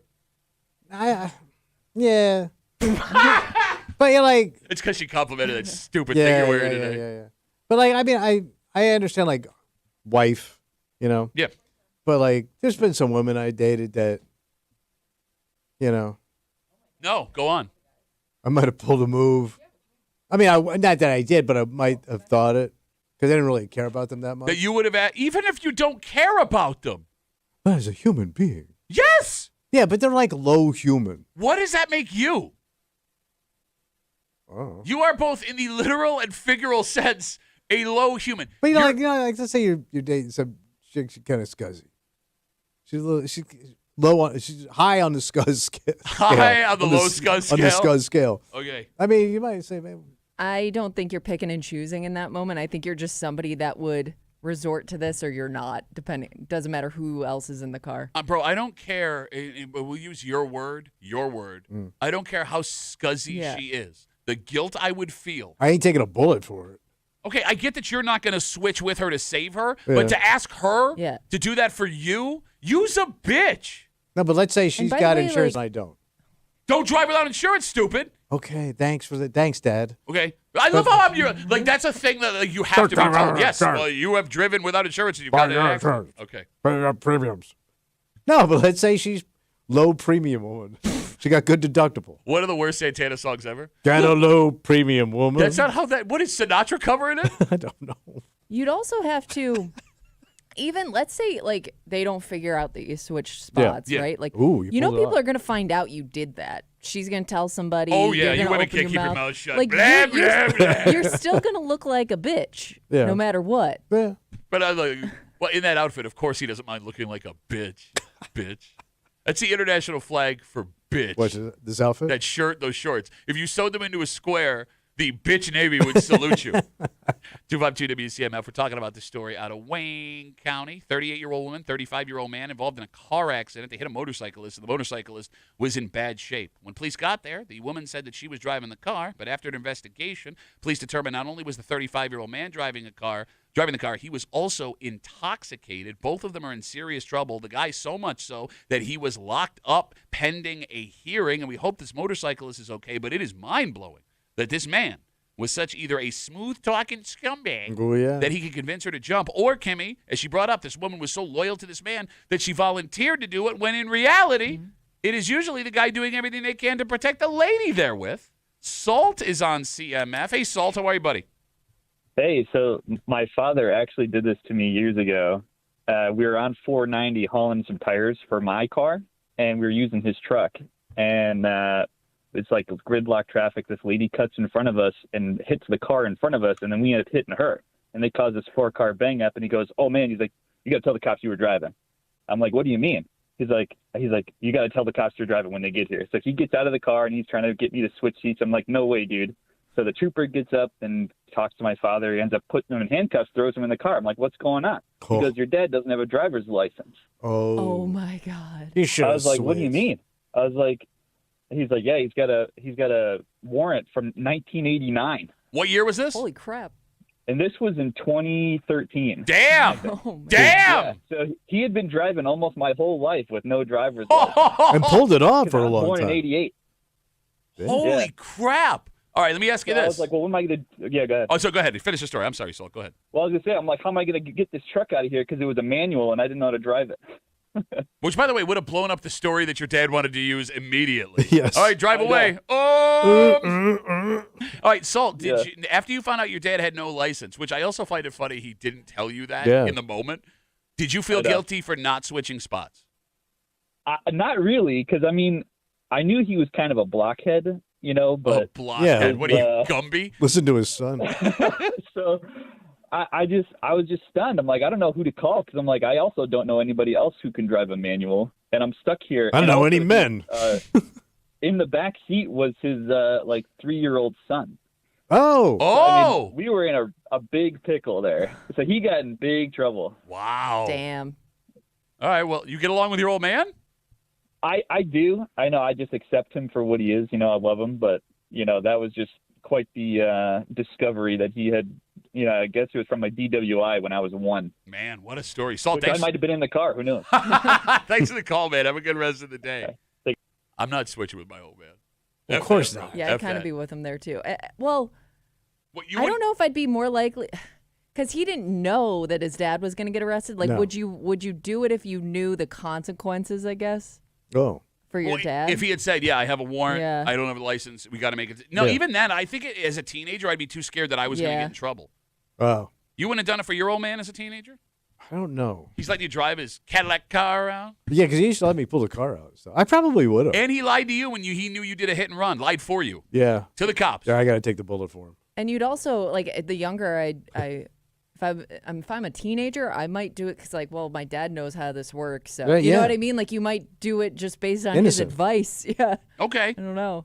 We got Instagram messages coming in. Duffy on WCMF, the easiest way to get us. Matthew writes, my stepdad hit a truck doing 60 on a one-lane bridge. Christ. His license was suspended. He and my mom switched seats quickly, and she got the ticket. Wait, you say 60 miles an hour on a one-way bridge? What Matthew says. That's like them old-timey bridges? Old-timey And bridge. you were doing 60? Black and white old-timey bridge. God damn. No, he man. wasn't doing 60. His mom was doing 60 as far as the cops. Oh, I hear. Dude, when it comes to like switching with your partner, Yeah. does value play into it? Value. What do you mean? All right, we like to think that when we're in a relationship, we bring equal things to the table, but that's a bald-faced lie. Yes. Someone is either financially, kids-wise, holding the home together more valuable than the other person. Yeah, you protect the golden egg Okay, so like in those at all costs. either in those moments, do you talk out who's more valuable, or is it already known in the Y'all know. Do you? Of course you do. Who's more valuable in your relationship? My wife. Oh, I'm just Tommy. I'm just you selfish prick. Everything you've ever said on this show. My wife is a far more valuable one. She's more valuable. What about your house? My wife, obviously. No kidding, man. Here's the thing. You got to. You're probably No right, more I have trips to London. I would. Hanging out with Rich Eye. I don't want to go. Rich Eye was my thing. And I didn't want to go to London. Hey, what are you to I London? don't want to go. What Nobody do you wanna likes go? flying. Nobody likes the No Charlie. more Bills tickets. No, those are mine too. I had those. Yeah, they're all gone. No, what are you talking about? They take it all, buddy. 252-9260. We'll take one more call. Noel has got the last word on CMF. Hey, Noel, how are you, buddy? Good. How about yourself? Good, man. What's up? Hey, so I wanted to talk about the topic. So, yeah, at 17, I had my license suspended, and me and my girlfriend already had a trip planned to South Carolina. She doesn't like to drive. I'm like, all righty, let's do this here. So we were going to get pulled over. I was speeding. We passed a trooper. He pulled out, and without hesitation, she's like, let's switch seats. So cruise control went on, and we switched, and we're together. What? How did they not notice that? I mean, I the don't know, trooper and had to have he- seen you in the driver's seat as you were driving by. Yeah, I don't know. She just, without hesitation, let's switch. I'm like, okay, that's awesome. Man, it's amazing she married you and you've been together this whole time, considering what a bitch move you made, Noel. Man, I mean, okay, you would have to marry that woman, though, right? Oh, yeah. Okay, hold on. Let me ask Tommy. Knowing she's willing to commit a crime for you, and it was her idea. and it's your judgment, Tommy, does that make her wife material, or does that make her I don't want anything to do with her It's a material? ride or die chick. That it is. But she also has to have a certain kind of brain to think that way. Yeah. It's kind of, yeah. Which way you going? I don't think I'm marrying her. All right, Noel, you got to That'd get a scare divorce, you. buddy. You got to get rid of her. Nah, I got to marry her first. Noel, thanks for the call, buddy. Have a good rest of the day. Damn. I know. Damn. All right, let's take a break. All right. A lot of people think they have this figured out, man. Mhm. You remember? Well, you've never actually filled out a job application or resume. Yeah. Have you had a resume? Yes. For what? So my first job at Winn-Dixie, had to fill one out. No, like a resume, like with a cover Oh, letter. like Yeah. well, you had to do them for stand up when when you're for agents, but I never writ one. I had somebody else do it for me. Yeah, somebody else read it for So you. there Yeah, isn't because you know one- you put out those all those lies of those clubs Yeah, you yeah. claimed you worked at. But there isn't one that like currently exists Oh for no, you. no. All right. No. Writing a resume used to be the longest, most arduous thing ever, right? You got to do the cover letter, all Yeah. the things you've Usually done before. you had to have help. Yep. Like somebody would read it through for you, Here- tell you Mm-hmm. what to take out, what to put in. My strengths, my weaknesses. Well, Yeah. people think they figured out a way to do it easy, and I got some Oh. bad news. If you're one of these people, Yeah. folks that are reading that resume, know They know. right away, and they don't want it, and we'll get to it Hmm. next here at the break room. On CMF.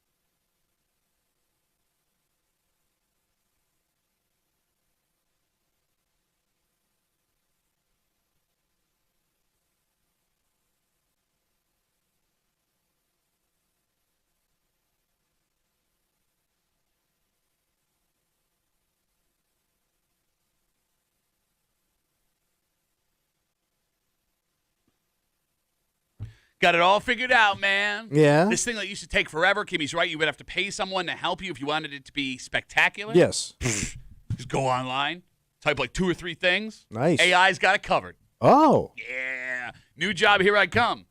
Except not. So what's the catch? Well, here's the thing, man. Of course, people that do this for a living are going to be able to immediately tell that this is not something you did. I thought the AI was good with this stuff. And, Kimmy, why would you want to trust a faceless, brainless technology over you yourself? Yeah, me a little worried about it. You hanging out in the break room, Rochester's Classic Rock 96.5, WCMF. We'll jump right into it. Recruiters and hiring managers have come out and said, all of you people that are using ChatGPT to fill out job applications and create job resumes, they can tell immediately what you have done. So what are they saying that makes them know? All right, so it's very robotic language. What are they seeing that makes them know? Oh, no, okay. It's very robotic language, right? There's no personal touch to it at all. And, people that have read these resumes for 5, 10, And 15, sometimes 20 it just sounds a little off Like for stiff? whatever reason. It's stiff. Like, I mean, I guess I'm sure that people have figured out ways to make it sound pretty close to the way they'd write it, but I still think like most of the time you can tell if you've had some help. So this story talked to a bunch of folks responsible for hiring, bosses, HR managers, things like that. And those people guessed at least 25% of all job applicants today are entirely generating their resumes via AI. And all of them said when they figure out it's an AI resume, it's gone. So it's toast. Right in the garbage. And I mean, that makes sense, right? Like, yeah. If you're not going to do the job to get the job. Yeah, I'm going to phone it in already. Yes, you're phoning it in before you even have the job. Like, I always assumed that they could tell when you used a thesaurus too much.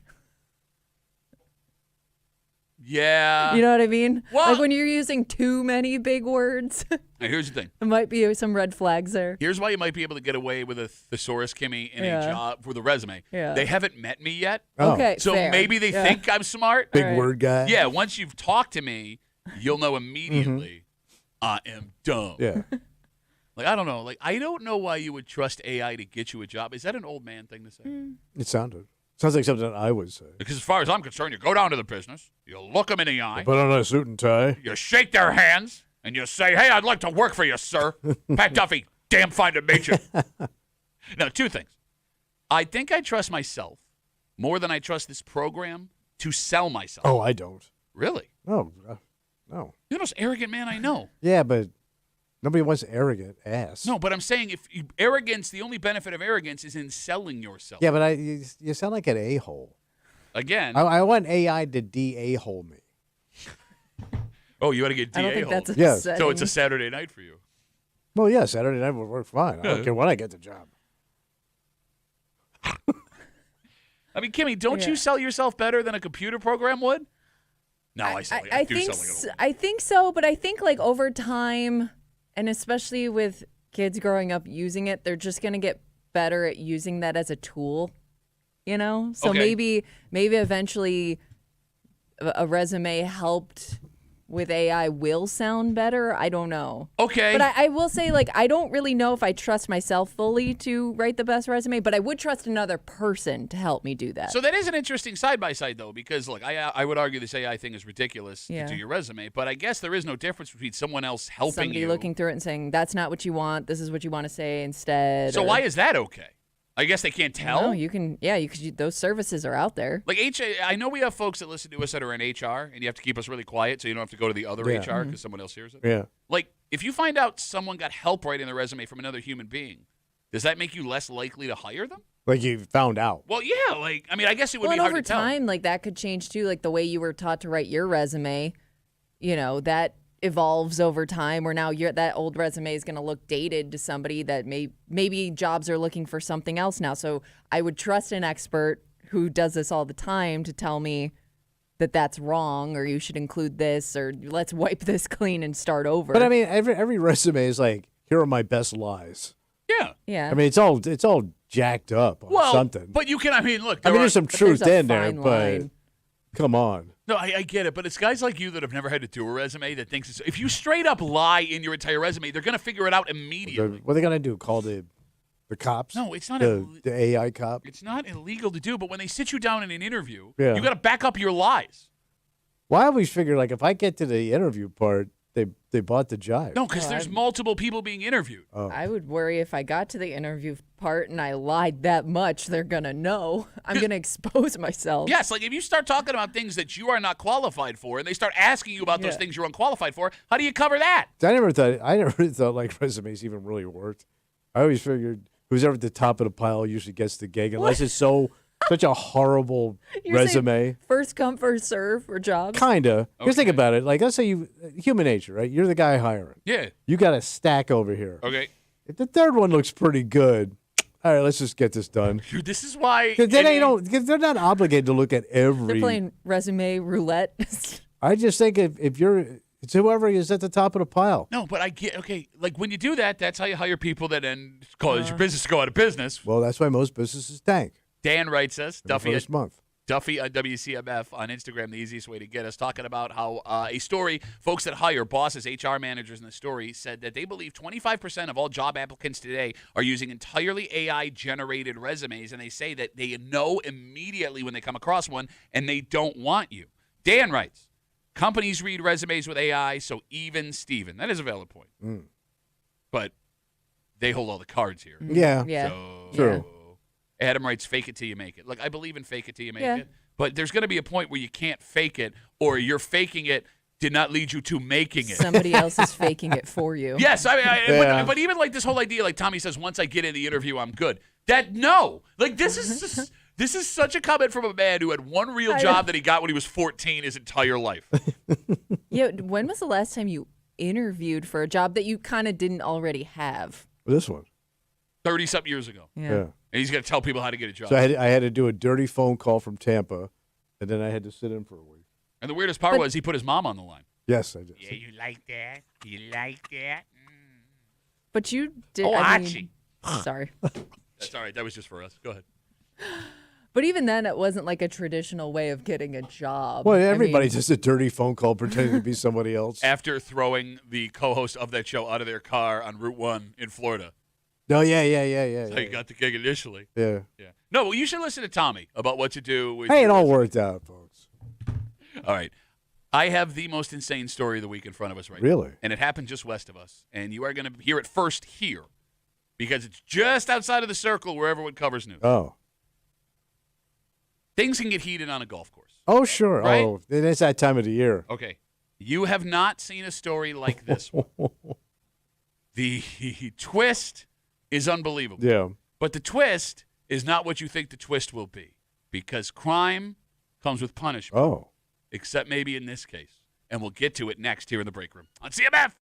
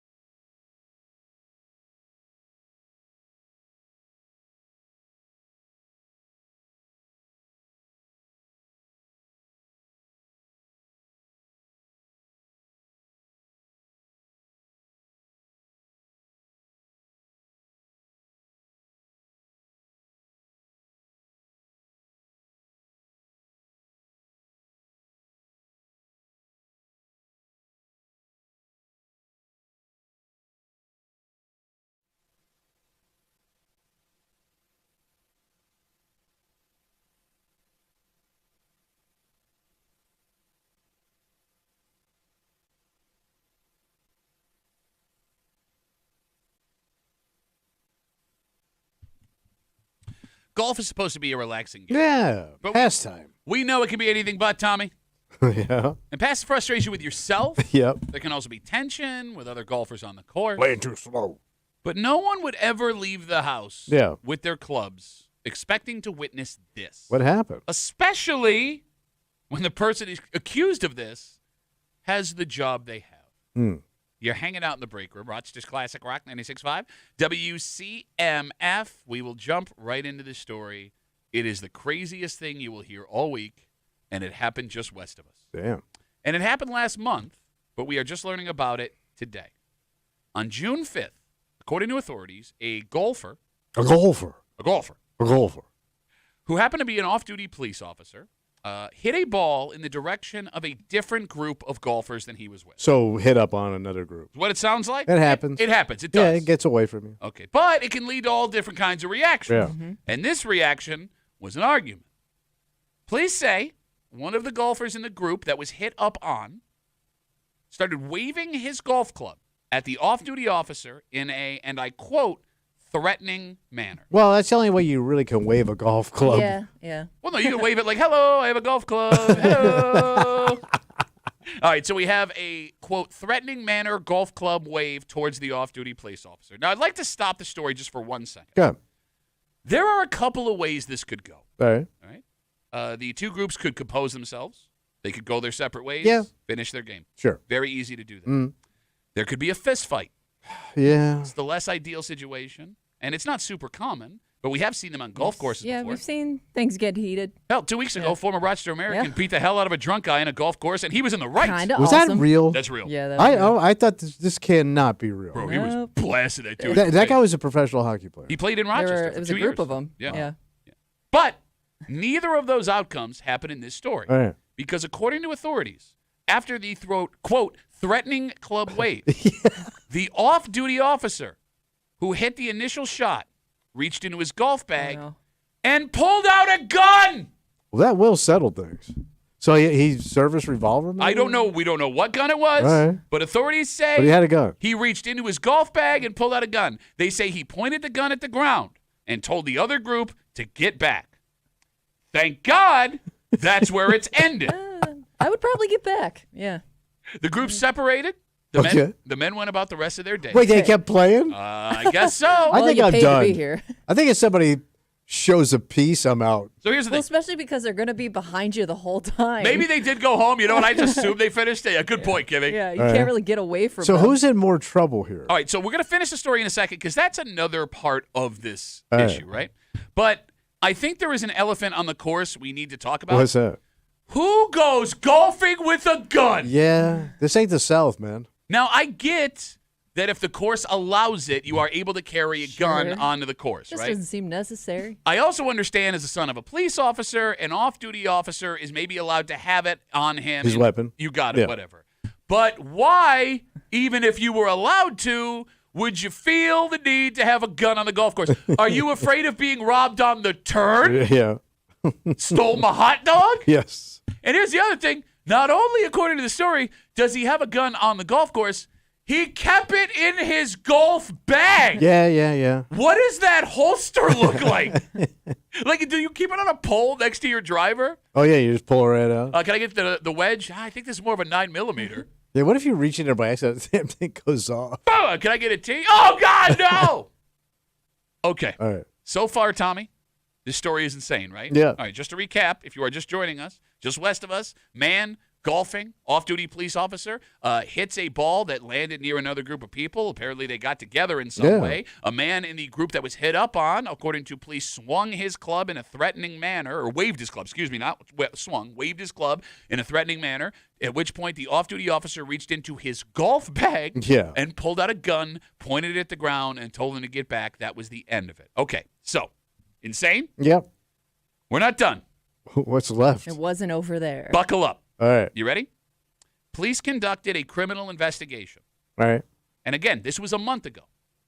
In the end, no one was charged. Wait, it's a push? Everybody just went home? I guess he got a mulligan. Okay. Not a charge.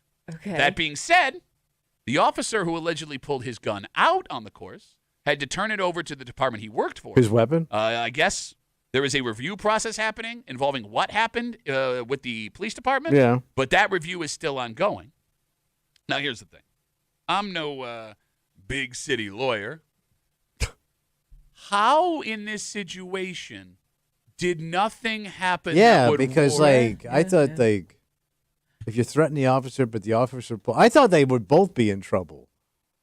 Like, because I don't think they sound both in the wrong to me. Okay, yeah, but if we're going to talk about, Like brandishing your weapon and pointing it at, like threatening with the gun. I mean, yeah, because any time a gun is out, you're menacing. Yes. We've seen that charge. But you're not on duty. No. But you shouldn't also be threatening. But he's also waving the No, club. okay, it was a wave. You're right. I Yeah. said swing. So I don't. I thought, hey, do they both still play at that course? Well, I mean, if that's your, if that's it's a your country club, right? I mean, what choice do you have? if it's a public course, I'm still going to spend $300 in food this month, or I'm going to lose it. you think they both go back? If I had a gun pulled on me on the course, But you know how golfers are, man. Like that's your club. Those are your people. Like you make. I will say, country club. It's usually a pretty tight community of people. Mm-hmm. Do you think? So you think, cop goes back, club guy does not go back? I would think. Okay, we don't know what kind of course this was. But let's say it was a country club.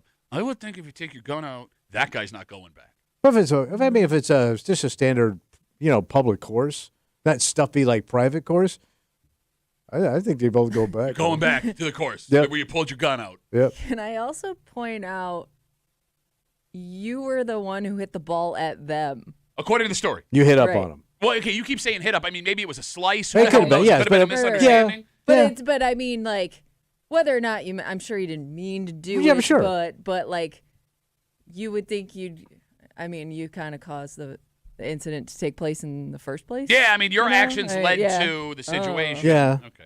252 WCMF, 252-9263. Got lots of folks writing us on Instagram. We'll get to that in just a All second. right. But let's talk to Rammer. Hey, Rammer, how are you, buddy? Hey, good morning. Doing better every day there. Good. Good. That's fantastic, man.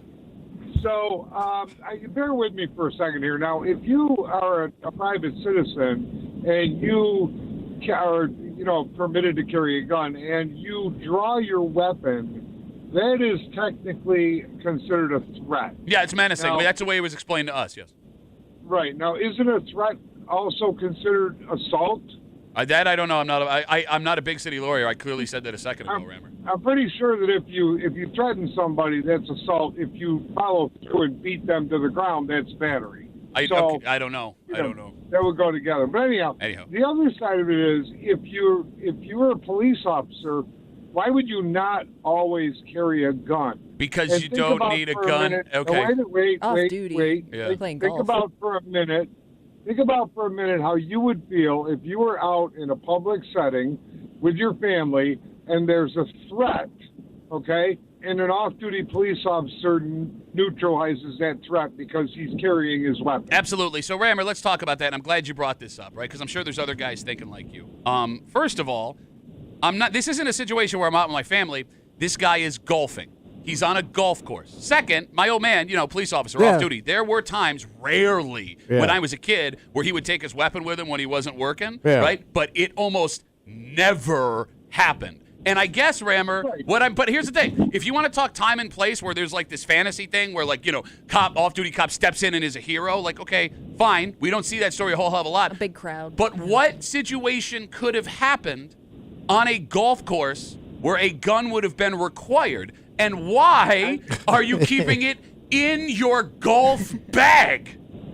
Well, I mean, you might not be able to conceal it as well with your golf outfit on. I mean, you're typically wearing shorts and a polo or something. I mean, so I can understand that part of it. No different than if you're carrying a gun, you leave it in your vehicle when you go in a store. Yeah, but I don't put it in the shopping cart. Yeah, I mean, that's just it. If Well, I'm...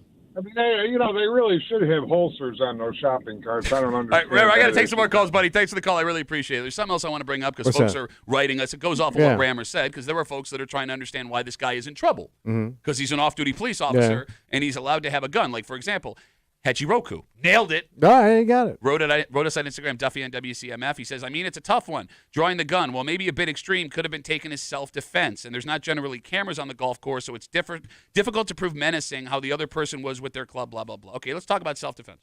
You ready? Yeah. Okay. Use of deadly force for anyone in New York State, and that's, having a gun, Yeah. is a last resort, right? People who take gun training know that. Yeah. A police officer knows that to the extreme. Yeah. If you want to use the argument of self-defense, the way it works is I have to prove that I had no other option to save myself but to use this weapon to hurt this person. Right. And if you want to argue, unless you were backed up against a water hazard and a sand trap on both sides. It's a tough lie, I mean, 7. but you could, if you thought you were in danger, you could have turned and run away. Yeah. The guy's waving a club at you. If that's the way it all You could have worked backed out, up. You also have other clubs. Well, you don't want to. You're right. You're right. Actually, you could have just said, "Hey, man, I just got threatened on a golf course," and Gone and I don't know, called it the another authorities, cop. like Yeah. the people you work with. Yeah. Right. Like I don't understand. Granted, having not been there, if the allegations lay out the way it said, Yeah. here, how you could argue for self-defense in showing a weapon on a place that has more land than anywhere else in the community. Well, they don't, as far as I know, they don't make golf bags with holsters in them. Actually, you know what? Do they? I bet you. Can you Google it? Oh, you know they do. I hope they don't. Why would you need that? First of all, some of these courses in the South got gator. You're not gonna. You can't shoot a gator. That's Yes, you against, can. No, I don't. I think that's against the law. If Take you're it getting back. You're right. It does exist. if you're getting attacked by an alligator, you're allowed to shoot the goddamn thing. In the South. I don't know, but okay, fine. We don't. There is no. If you got a reason, give it to me. 252 WCMF. What if a bear shows up, man? A bear. There's only 5 bear in all of New York. I heard in the break room. Right now, he's standing at the turn by the beverage cart. Guess if you're golfing in the wilderness. Give me a single reason, a valid reason why you would need to Slow keep play. a gun. Moving along. And how? All right, let me back up. I'm sorry. Good. Again, if you're just joining us, it happened just west of us. An off-duty police officer playing golf back a month ago. Excuse me, I'm burping. I'm sorry. Ball lands near another group golfing, not his. Yeah. Somehow those two get together. Seems a little bit tense. Man in the other group who was almost hit with the ball, it was, quote, waving his club in a... Menacing? Nope. No, I said menacing. Doesn't matter. He starts waving his club in a threatening manner, excuse me. After that happened, according to authorities, the off-duty police officer reached into his golf bag, pulled his gun out, pointed it to the ground, and told them to back off. That's where it ended, thank God. There was an investigation, and no one was charged. And they all, did they? I don't know if they finished the... I would like to know. I don't know. I really do. Okay. But, yeah, no one was charged. The officer had to turn his weapon in. Yeah. Right? There's an investigation going. Why would... Okay. Okay, so I'm an idiot. Nah. According to this call. And I'm excited for this. Okay. Because we're going to talk to Jim. Hey, Jimmy, how are you, buddy? Good, bud. Hey, listen, my son is a cop, and when he started, his chief told him, you don't go anywhere without your gun. He could be checking out at Walmart, and the guy behind him, he arrested him a couple of nights ago. How do you know that guy?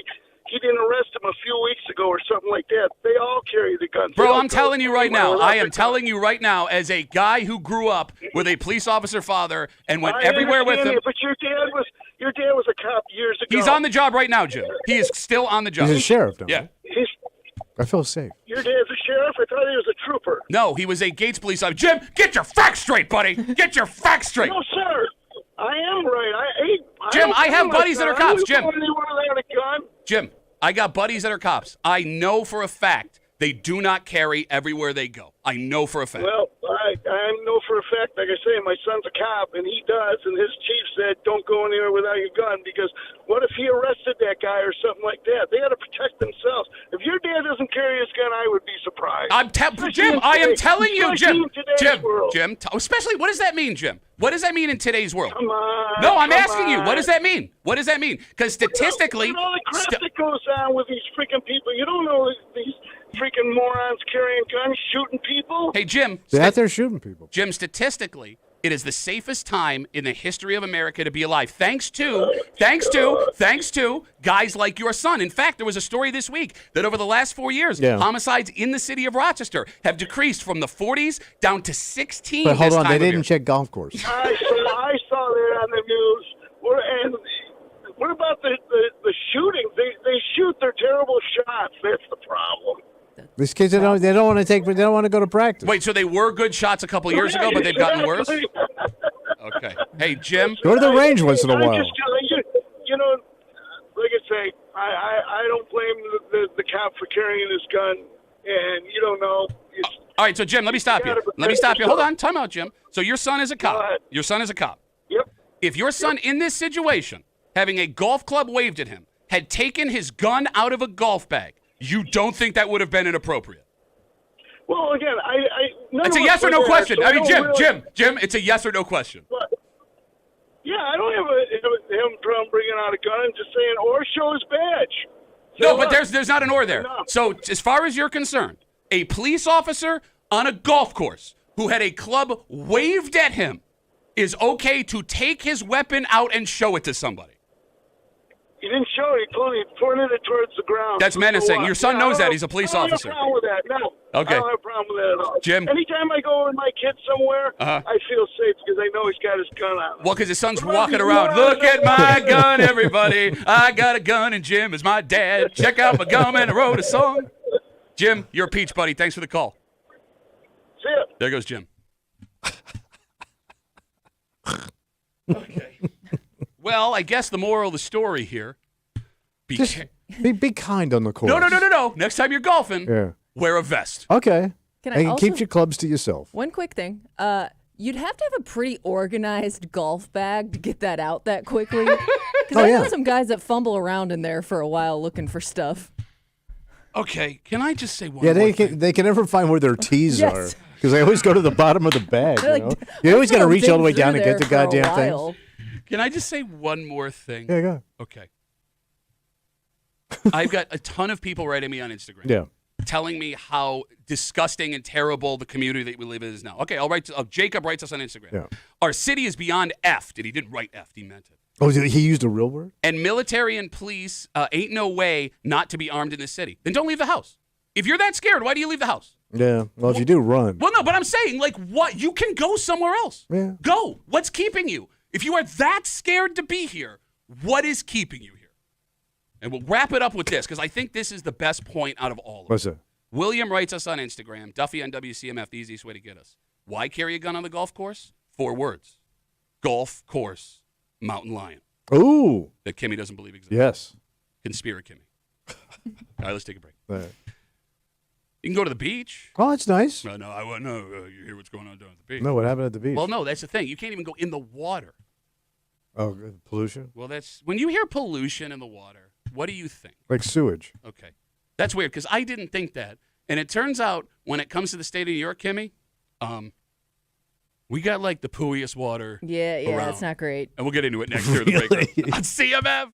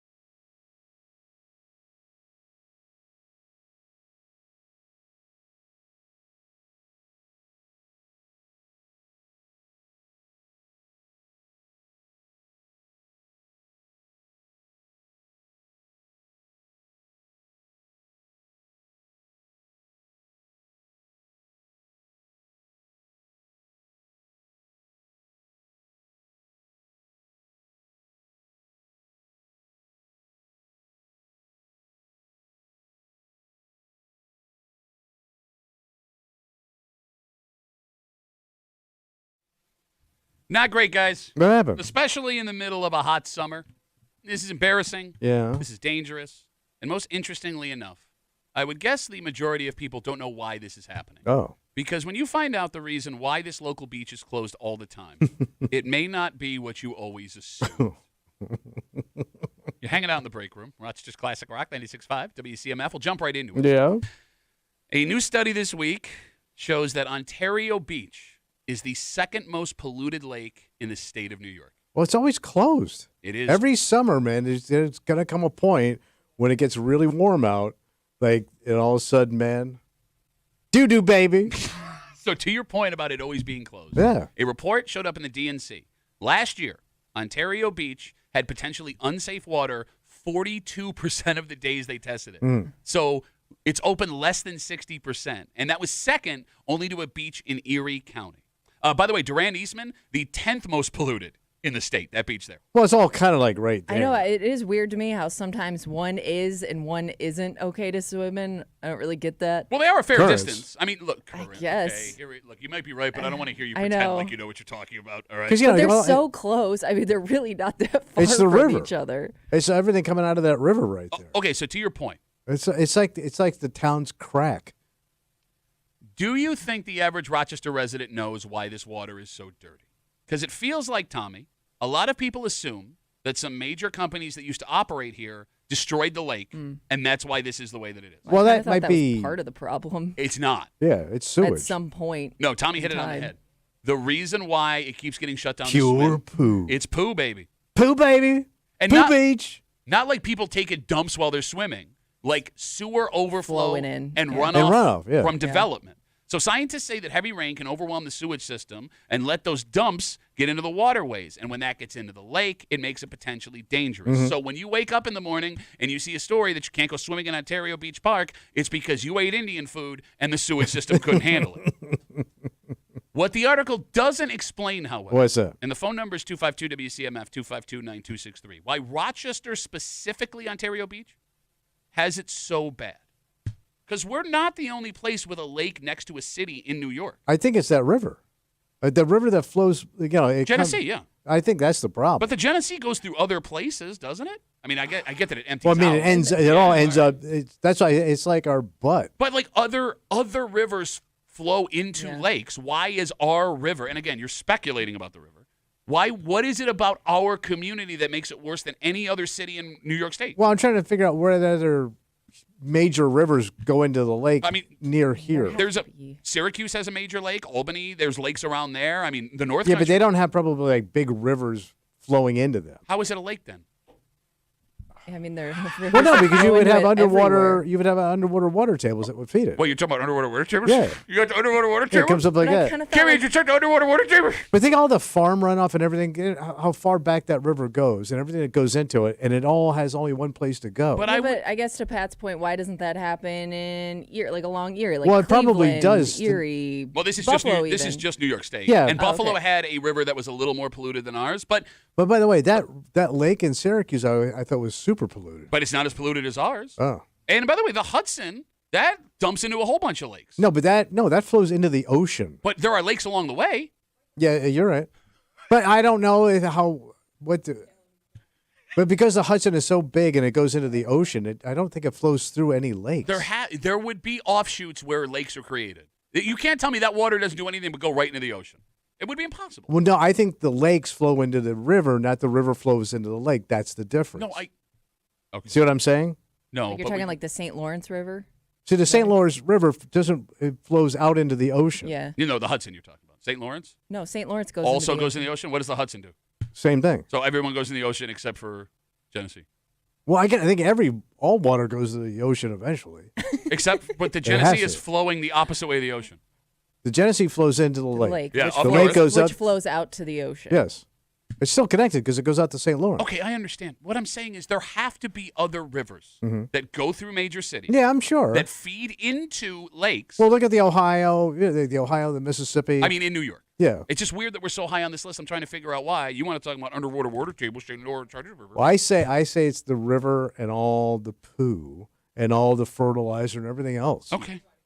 252 WCMF. What gross is? I'm sorry. No, what gross are you on? I'm sorry. when I see people on jet skis out there, like bouncing around, because you're getting a mouthful of water in that thing, man. Okay. But maybe is it worse closer to the shore? I don't know, but I see them from the shore. Yeah, but they don't say like don't swim in it at all. It's just along the beaches and stuff. Because I assume that's where the river was dumping out. Then it kind of settles in there. Yeah, like once you get out further, I don't know. I don't know. I love how I don't want one rogue turd catches you in the mouth on your jet ski. It's not an actual poo. It's sewage runoff. I know, but there's probably a couple of floaters. Everything's like broken down first. Okay, I love how the three of us have no idea what we're talking about. Yes. And we are having an impassioned, and you're not even trying to make jokes. You're trying to make a legitimate argument here. I've been saying that beach sucks since I moved here. Oh, wow, hot take. 252 WCMF. All right, tons of folks are on hold, which means one of us said something very wrong. Okay. We're talking about how Ontario Beach has been named the second most polluted lake in New York State. It's the sewage runoff, and it sounds like it's coming down from the Genesee River. Yeah. Durand Eastman was the 10th most polluted lake in the state. And what I don't get is there are other rivers that run into lakes in New York State. Why? What about our area makes it so polluted? Let's talk to Troy. Hey, Troy, how are you, buddy? Good morning. What up? You got Van Leer's right there. That's our sewage treatment plant. Okay. And that's where they release the water after they treat it, air quotes, back out into the lake. Okay. So sometimes when we get a lot of rain, they can't treat the water to I think they can get it 90-something% clean, but still pretty good. Yeah. They do get overrun to where it's I've heard only 70% clean. Okay. So and then it's going back out in the lake, and that's pretty close to both of those beaches. Plus, you got the river there. Okay, so is it the location of the water treatment plant, Maybe or we should move are all water treatment plants right on the lakes when you go other places? I don't know about all water treatment plants, but I think the location of this one does affect what we're talking about here. Okay, but to I be was clear, wondering about the pier at Charlotte. If that pier keeps things kind of in there, it can't get out. It kind of traps stuff. But again, like every other lake in New York I've been to has one of those. Like you go to Skinny Atlas, you go to that lake in the one in Erie County. Yeah, but put it all together. We And got what the do you river. get? You got Poo! the water. Fabulous poo. All right, but lovely poo. Yeah, how doesn't it get trapped in the bay? You would think it would all. Are you talking about Pooh Bay? Accumulate there. I don't know. Troy's on answers now. I'm just curious. Like Irondequoit? All right, but Yeah. Troy, I want to be clear. I mean, all of these theories, great theories. You are also just as clueless as the three of us. So this this was pointless. Is what we're saying? I wouldn't say just as clueless. That's a yes. But close. Okay, Troy, thanks for the call, buddy. Have a good rest of the day. All right, let's get to people who might actually know. Okay, good. 252 WCMF, 252-9263. Let's go. David sounds like a smart name. Oh, yeah. Because if he wasn't smart, Okay. he'd call himself Dave. Mm-hmm. But David is on CMF. Hello, David. Morning. How are you? Okay, I was wrong. What do you got for us, buddy? Couple of reasons. So the river's higher than the lake. That's why the pier's so long. So it doesn't create turbulence coming out into the lake. It's one of the only rivers that flow north. All right, he sounds smart. And the concrete pier goes out, a couple thousand feet. So it actually acts as a barrier. So the Army Corps of Engineers used to try to pump the water from the corner of the pier and the beach area into the river so it flows out and continues on its path to the east. Okay. Because the lake flows to the east. So if they can figure out a way to get the water so it doesn't stagnate in that corner, it would be a lot better. Okay, so it's just the geography of everything that screws us. So it's built poorly. It really is. Okay. All right. So the only thing to do then would be to rebuild everything. Yeah, that shouldn't cost much. Yeah, so there was a couple theories years ago that, they tried the pumps over there and they tried some other things, but if they were able to redo the pier and put drainage through the pier on an angle so it flows from the lake into the river pushes it north, out, and it continues on its eastward journey, it would help solve that issue. Okay. It comes out and makes it right. Ferry and the rocks in the fast ferry to stop the turbulence kind of put that stop to that too. Okay. All right, David, let me ask you this question because you sound like a smart guy. It all makes sense. And you don't call yourself Dave, you call yourself David. So that's two check marks in the right boxes. How do you know this, David? What do you do for a living? I just used to boat in the river and the lake a lot. Damn it. You sounded like you knew, but every time I hear boater. Boat guy. Big boat guy. Rockin' Big Dave.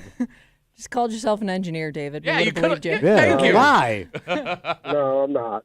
David, thanks for the call, buddy. No, I don't think anyone with that voice is allowed to be an engineer. Yeah, you go down there and a poo's on the right, a poo's on the left. You got a treatment plant there, piers all along, like a gorilla's piscaniche. This is embarrassing, right? Of course it is, man. Like, you only get so much time to enjoy this stuff, and you can't. Yeah, but it's, I mean, it seems like even the Finger Lakes have their issues too, Yeah. because sometimes they're like, don't swim in Canandaigua because, they got like the algae or Red whatever. tide. So, I mean, it's not like an uncommon problem. It's just a matter of what's causing It's it. the algae. Understood, but 43% Yeah, of the time it's yeah. closed. And look, you bring up Canandaigua. I know it feels like we're not getting enough of it out of a gem that we have. Oh, yeah. Because I know that Lake Ontario, Charlotte, it'll never be Canandaigua, it'll never be Skinny Atlas. But not having a beach every day to go swimming. Especially on a day like today where it's going to be 95 degrees. Nailed it. And even on days where it's okay to go swimming, I think everyone in Rochester just assumes it's always gross. I ain't getting in that water, man. Right? I mean, if you were able to make this clean, Yeah. and I don't know how to do that, you would be getting a ton of more people down Oh, in yeah. Charlotte, which would be better for the community, Mhm. which would help build up business. I mean, it would be good for, Rochester. I got sewage coming out of my mouth. Always. It's weird What? with all the pumping and the poo and everything. Yeah. If your mom was still alive, we could have called her. That sounds like her Saturday night. Pump, pump, pump, poo everywhere.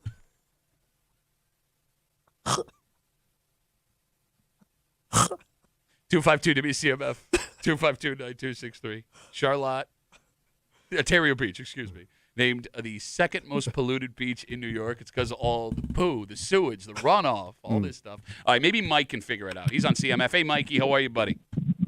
What's going on? What's up? Didn't hang up in time. The other guy nailed it. Most of it's due to the pier. You didn't hang up in time. Hey, He hung up like 2 minutes ago. you just want to hear your voice on the radio, Mike? You got it. All right, Mike. Have a great day. Kyle's gonna wrap it up. Hey, Kyle, how are you, buddy?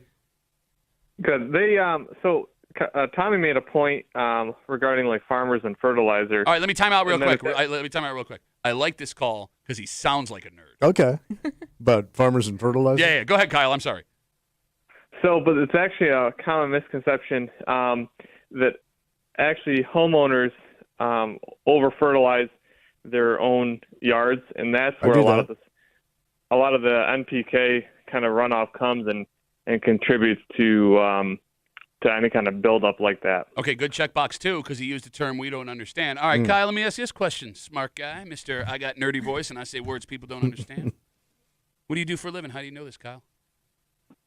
I'm in the field. He's a farmer. He's in the field. I love how this show is so bad. Mhm. Nobody will say what they do for Yes. a living into a microphone. And nobody's learned to lie about it. Hey, Kyle, when you say runoff, you don't mean like people near Charlotte where it goes up to the water. You mean like the water that ends up in the storm drains that flows into everything. Exactly, because like most people will fertilize, an unnecessary product, and we'll get a heavy rain, and that rain will just basically wash off all that material into the not storm good. drain, and then that goes directly right into the river. Yeah, we know a guy. Kyle, thanks for the info, buddy. Have a good rest of the day. How dare you? How dare Tommy you? Muley sit here and go, oh, beach sucks, poo water, and you're the reason it's happening. You've ruined this city. As he skips around his yard, fertilizing everything in sight. Correction. Skips around his wife's yard, Yes, fertilizing you're everything right. in sight. All right, let's take a break. Okay. Like you said, man, you can't go to the beach today. Well, No. actually, I don't know how the water is, so go check yourself, right? But it would be nice to have a beach to go to when it's 95 You degrees. ain't kidding, buddy. So you got to find another way to get cool. And What do you this, do? well, this thing, even if you're outside, will keep you cooler than you would be normally. Great. And it's like an ingenious invention. Except we got to figure out if it makes you look like a giant douche. Yeah. It looks pretty douchey. Like so douchey that Yeah. even in that outfit, I don't know if you'd wear it. Really? And we'll get into it next here in the break room on CMF.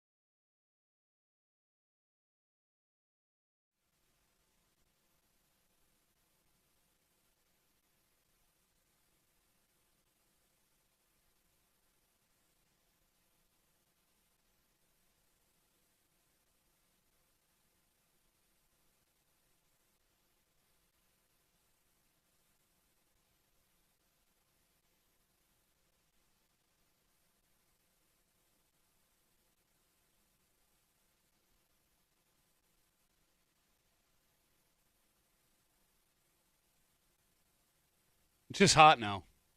Just a thing that happens every day. Yeah. No, don't you? It's what you wanted. So make my cool finger. Well, now you burn in hell. Are you happy? Yes. You got to do everything you can to stay cool. Yes, you do. And if you are not able to stay inside air conditioning all day long, or can't put your ass in somebody's pool, what's that move going to be? I don't know. You're hanging out in the break room. Rochester's Classic Rock 96.5, WCMF. The hottest selling item in the summer of 2025 nationwide are these new portable neck fans. Have you seen them? You hold on to Nope. it, but it Nope. hangs on your neck? No. All right, so it looks like a giant necklace. Yeah. Okay. It's open in the front. Mm-hmm. There's not a traditional fan like that blows like sticking out. Yeah. Air flies up Like from the side. circulates the air. Exactly. I haven't seen it. Yeah. Really? You haven't seen these No. things? You've seen them. You just didn't know what they were. Oh. I'm telling you because So it cools your neck. Neck and head. Yeah. Your All right. head and neck area. Kimmy, you've seen these things.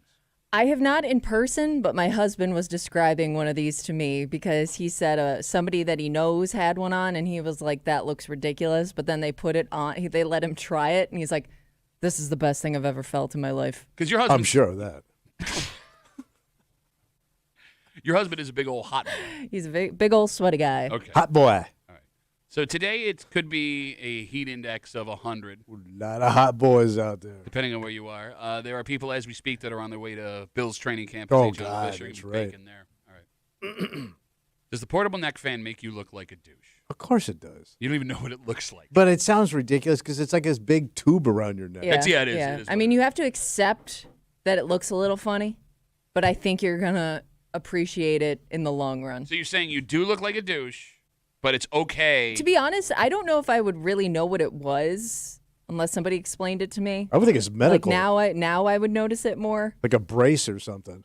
I mean, it does Like, kind of they look got like in a car accident. No, you know what it looks like? It looks like a smaller version of those Q collars that NFL players are wearing to Yeah. avoid concussions. Oh. Yeah, you can't hide it. Just, don't try to like put it under your shirt because then it's going to look funny. All right, so you can buy them anywhere from like $15 for the cheaper ones all the way up to like $30, $40, $50 for the higher end ones. Some of them will blow cold water out of them and mist you while you're walking around. So that means you have to put water Yeah, in you'd it. have to like refill it. Yeah, you would have to refill it. But like it's like remember when we were Hold kids? Sloshing on, around. let me refill my neck fan. Well, maybe it's just Ladies, here I come.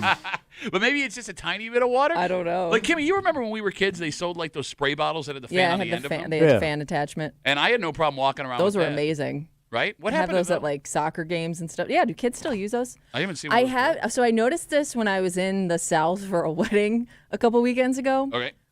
Every woman that lived down there pulled out like these little battery run fans that they had like during the wedding and anytime they were outside. Okay. It So was that like, usually women used to have those when they were going through the changes. Like they get those hot flashes. It My was- mother had one of We're those. was doing women- Ozzy again. I'm serious. She's man. going through changes. it was women of all ages. But yeah, it was kind of, I think it was more so like their makeup didn't start running. okay. But yeah, it was like, that's a great idea. I need one of those. Yeah, but people are going to think you're menopausing. I don't care if I stay cool. Feels nice. Oh, people leave you alone. People are leaving her alone. Here she comes, that fan. I feel like you're not really understanding this because you're not a sweaty person. I'm not. And you don't really have a reason to have a fan. And you got that flowy outfit on. Yes, it is. Yeah. Very flowy. Now, here's the thing. 252 WCMF. We're talking about portable neck fans. They are the hottest selling item of summer 2025. And with it being 95 degrees, feeling like 100 in some places, you're going to see them when you go out. You can Yeah. go buy one right now for $20 and try and make things better. I think it's too douchey, even though I'm a super hot boy for me I don't to know if wear. you tried it though. I have not, but I don't think- want to. I don't I want to think try if you it. try it, you might be sold. I can't. If I call You look like a goddamn fool. I know. You are lucky though because, well, your one daughter plays tennis, but I'm thinking like if you had a kid that had a soccer tournament Yeah. every weekend where you're just sitting out there baking Here comes in the Noodle sun, Neck. you're not going to care what you look like. Oh, little noodle neck. Noodle neck. Could keep my neck nice and cool. You sound like someone that hangs out with the Fonz trying to insult one. Dork thinks he's going to drown. Nick writes us on Instagram, Duffy at WCMF, the easiest way to get us. He says, to the neck fan haters out there, let them hate. I'll do shit up while I watch you melt in the heat. I'll have a nice, crisp, useless fan blowing nothing on my face. Yeah, how you like that? Okay. I can't do it. And I don't know if it's when it's 95 degrees out, Yeah. if anything helps. If you're outside just baking, even with this thing. I mean, I get you. I'm still Because it's just, I mean, because it's going to be humid as hell. Yeah. It's going to be like Miami. Okay, but it's every little bit has to help. Maybe. Maybe. I don't know. Like I don't want to leave the house today, but I have to. I mean, I'm going to be. Nobody wants to leave it when it's this hot. I'm going to be in a hockey rink today for a little while, which is great. Yeah. But like, when the walk from my door to the car, and the walk from the car to the rink, is going to be misery. We did get a call of a man who did not want to go on because I think that he was posing a serious question. He said, if they come up with the neck cooler, how has nobody come up with the crotch cooler? How would you put that on? Wait, like for your I think you underwear would like somebody that cools to your invent that. Well, I mean, cools your junk. There is cooling underwear that they're selling. I don't know if it works. Yeah, but it doesn't have like water. It doesn't have in like a it. built-in airflow system. I don't think you want a fan down there. Oh, what do the Three Stooges put him on? Neck, neck, neck, neck, neck, neck. Dork thinks he's gonna drown. It's just it's a journey through the history of comedy with Tommy Muley this morning. Coming up next, the honeymooners. No, I've seen underwear that has like cold gel packs in it for guys. Yeah, but what? You're gonna look like you got a boner. Yeah, but that's No, it's like it's in underneath the balls. That would be hard to walk though. Like jelly balls. One of the worst country artists out there right now. Seems like it'd be very uncomfortable. Can you Google ball cooling underwear? Or jelly balls. Jelly balls. Because I think he's coming to see me. With Ozzy and Harriet.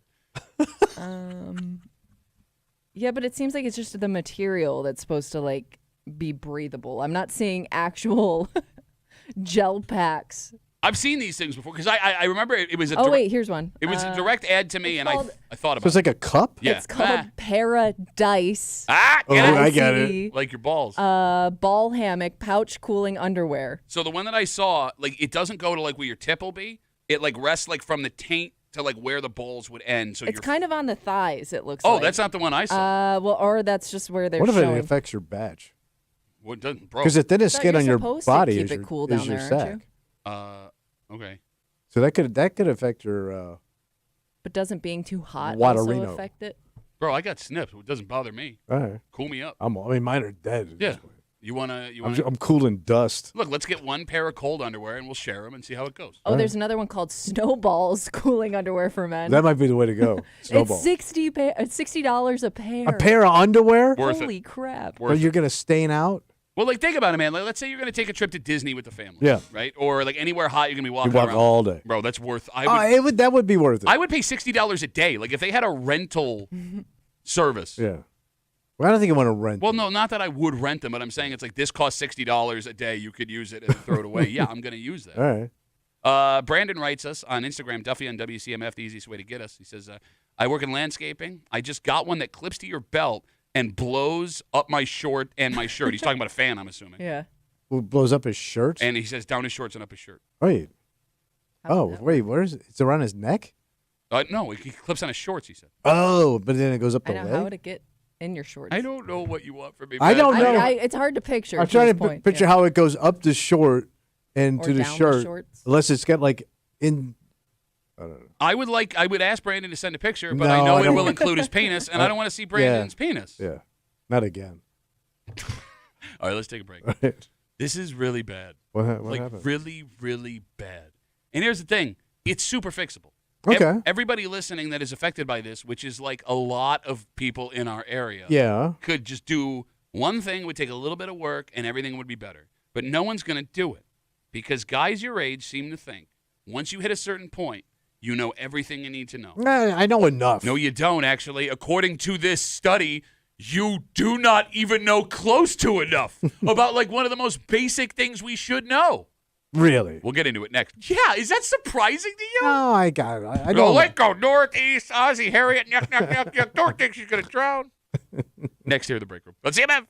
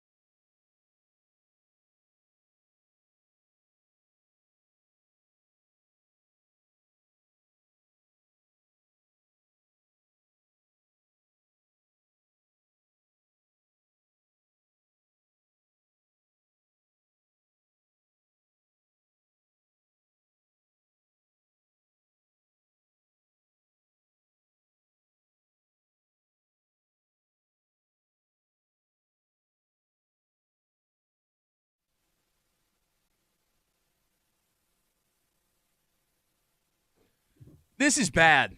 So what happened? Like, really bad. Oh. And what makes it worse is this is something we could all easily fix, but we won't.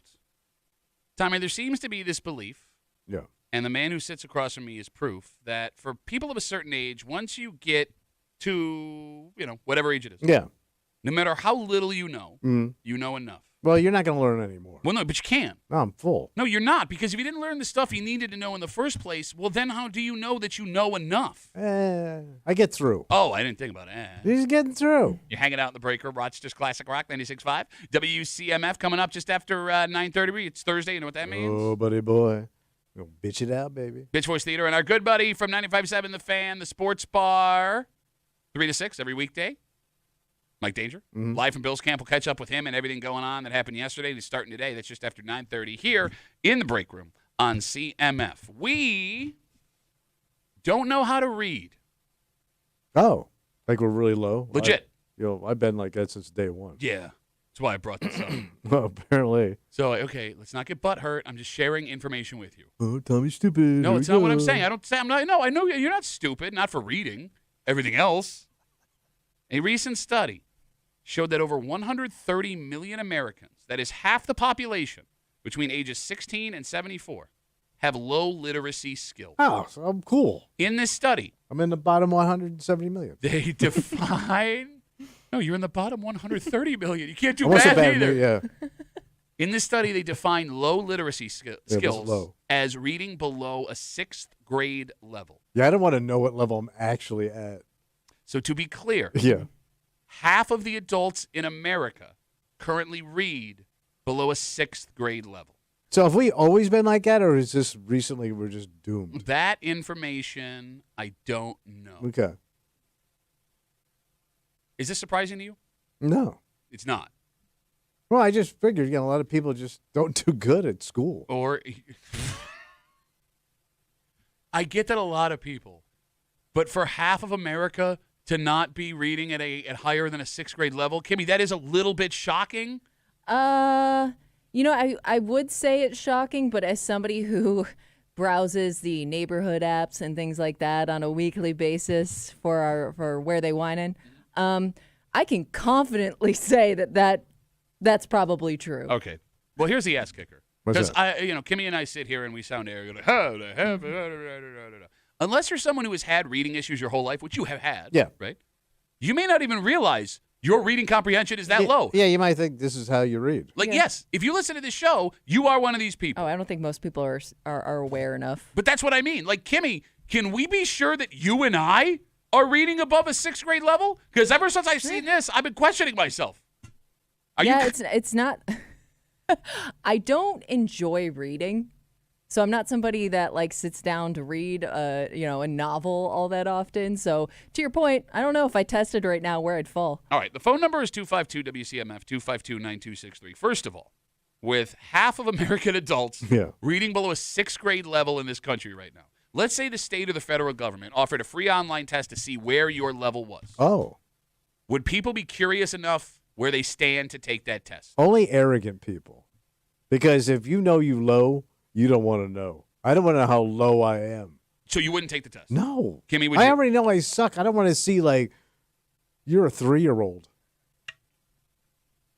In size and outfit, because someone says they have a toddler. Mm-hmm. Looks like your outfit came from Carter's, which is a toddler outfit. Kimmy, would you take the test? I think I'd want to know, even if it's probably going to be below where I think I am. Would you come on to tell us, to be honest? Only if you do well. Probably not. Oh, if you do well, you say so. Yeah, that one I get. Well.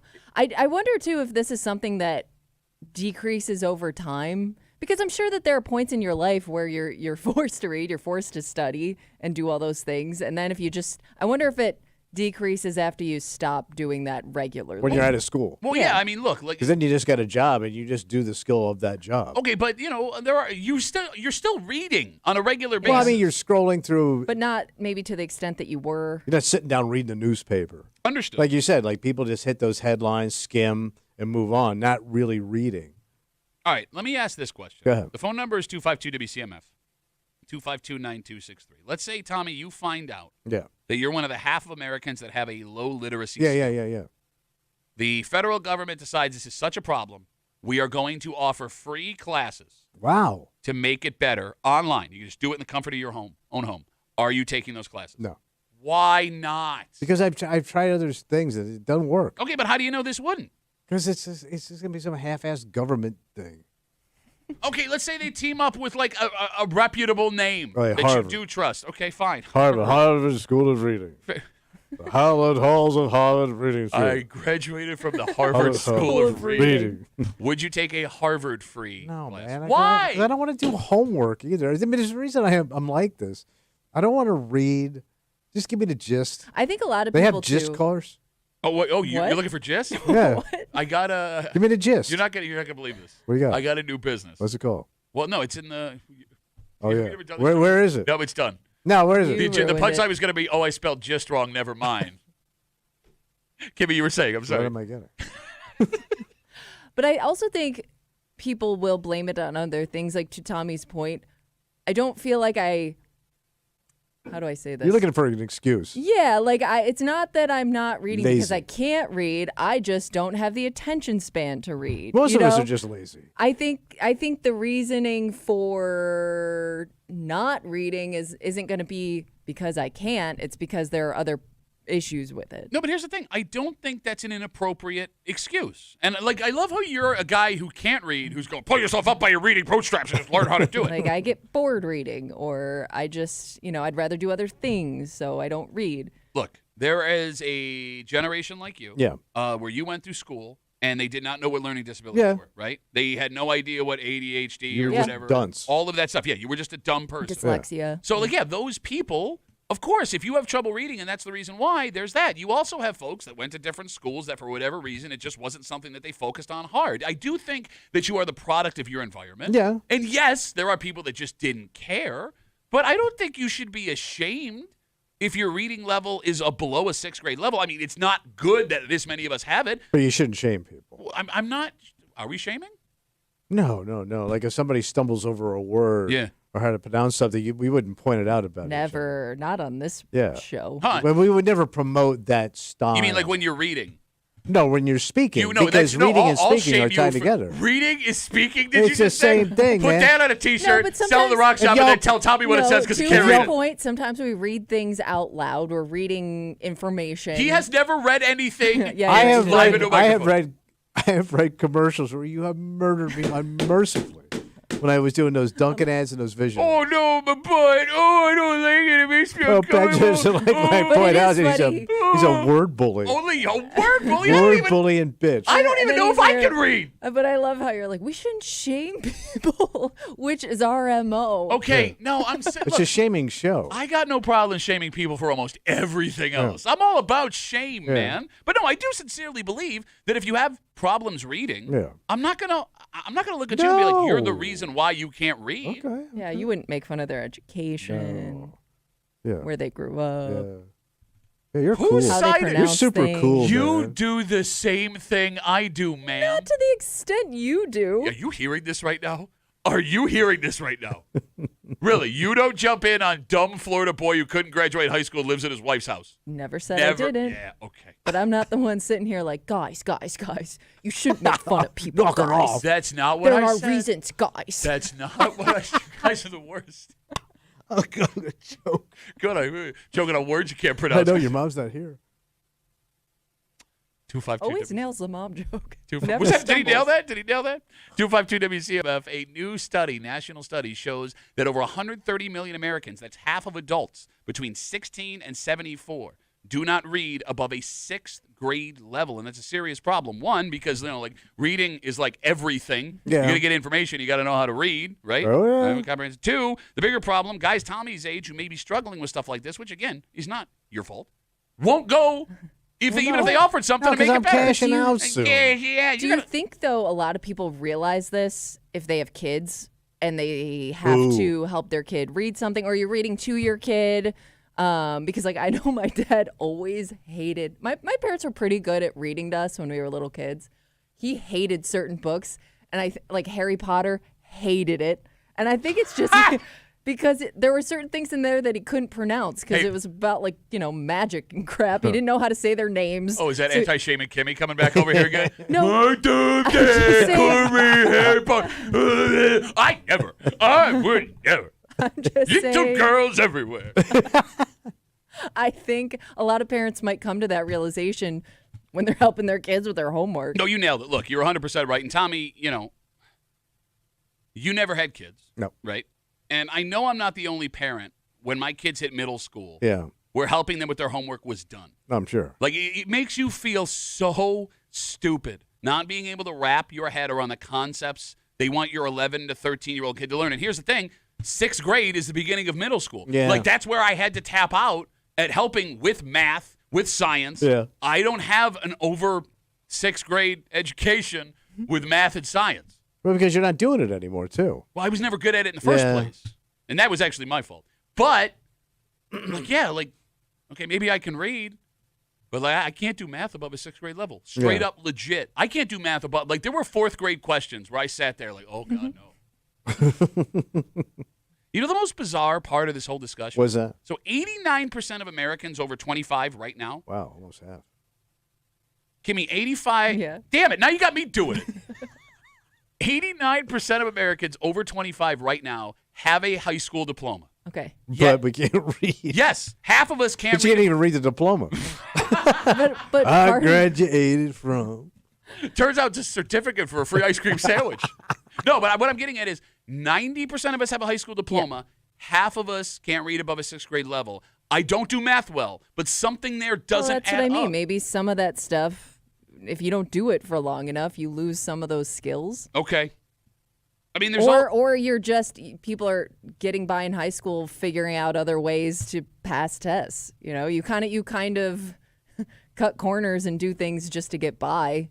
So you're not really taking in what you should be learning. It's interesting you bring that up. Who was that football player that didn't know? Dexter Manley. Dexter Manley, thank you. Graduated from college, played for the Washington Redskins, and could not read or write. And he finally came out and admitted this publicly after he watched Joe Theismann's leg snap in half because he realized my career is going to end. But he had said he got good grades in high school. Mm-hmm. He got good grades in college. 1, because he was a football player. But 2, because he was a good kid and Learning was very to adapt. He was charming. Yeah. He was very charming. So I forget which coach of the Montreal Canadiens when they won the Stanley Cup was an illiterate. Oh, you're talking about Frenchie Lacroix. Yeah. Yeah. I don't know. No, I just made that up. Jacques could not read. No, but that was like a legit thing, man. The guy coached the Stanley Cup team, and he could not read or write. And he even talked about how he developed techniques to mask it that nobody noticed because, you become a master at this stuff if you do it your whole life. Yeah. What happened with you? I didn't master it. I didn't go to Jacques cannot speak. Jacques cannot speak. Look, I don't think there is any shame in admitting you struggle with any kind of academic thing. Yeah. Right? Look, I mean, you listen to the show. You know we can't do math well. And I know I sound like a hypocrite because I'm not trying to learn how to do math more. But I would argue that reading comprehension is more important than math. Oh, yeah. On a daily basis. Reading and listening, yeah. Right? You have to listen. Shut up, you illiterate douche. I didn't hear you. No shaming. Being illiterate has nothing to do with your ears. Well, you have to listen to comprehend. Not when you're reading. Oh, yeah.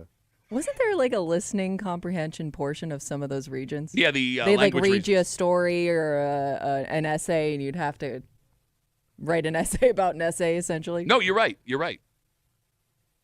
So Connor, we're getting slammed with Connors today. Ah.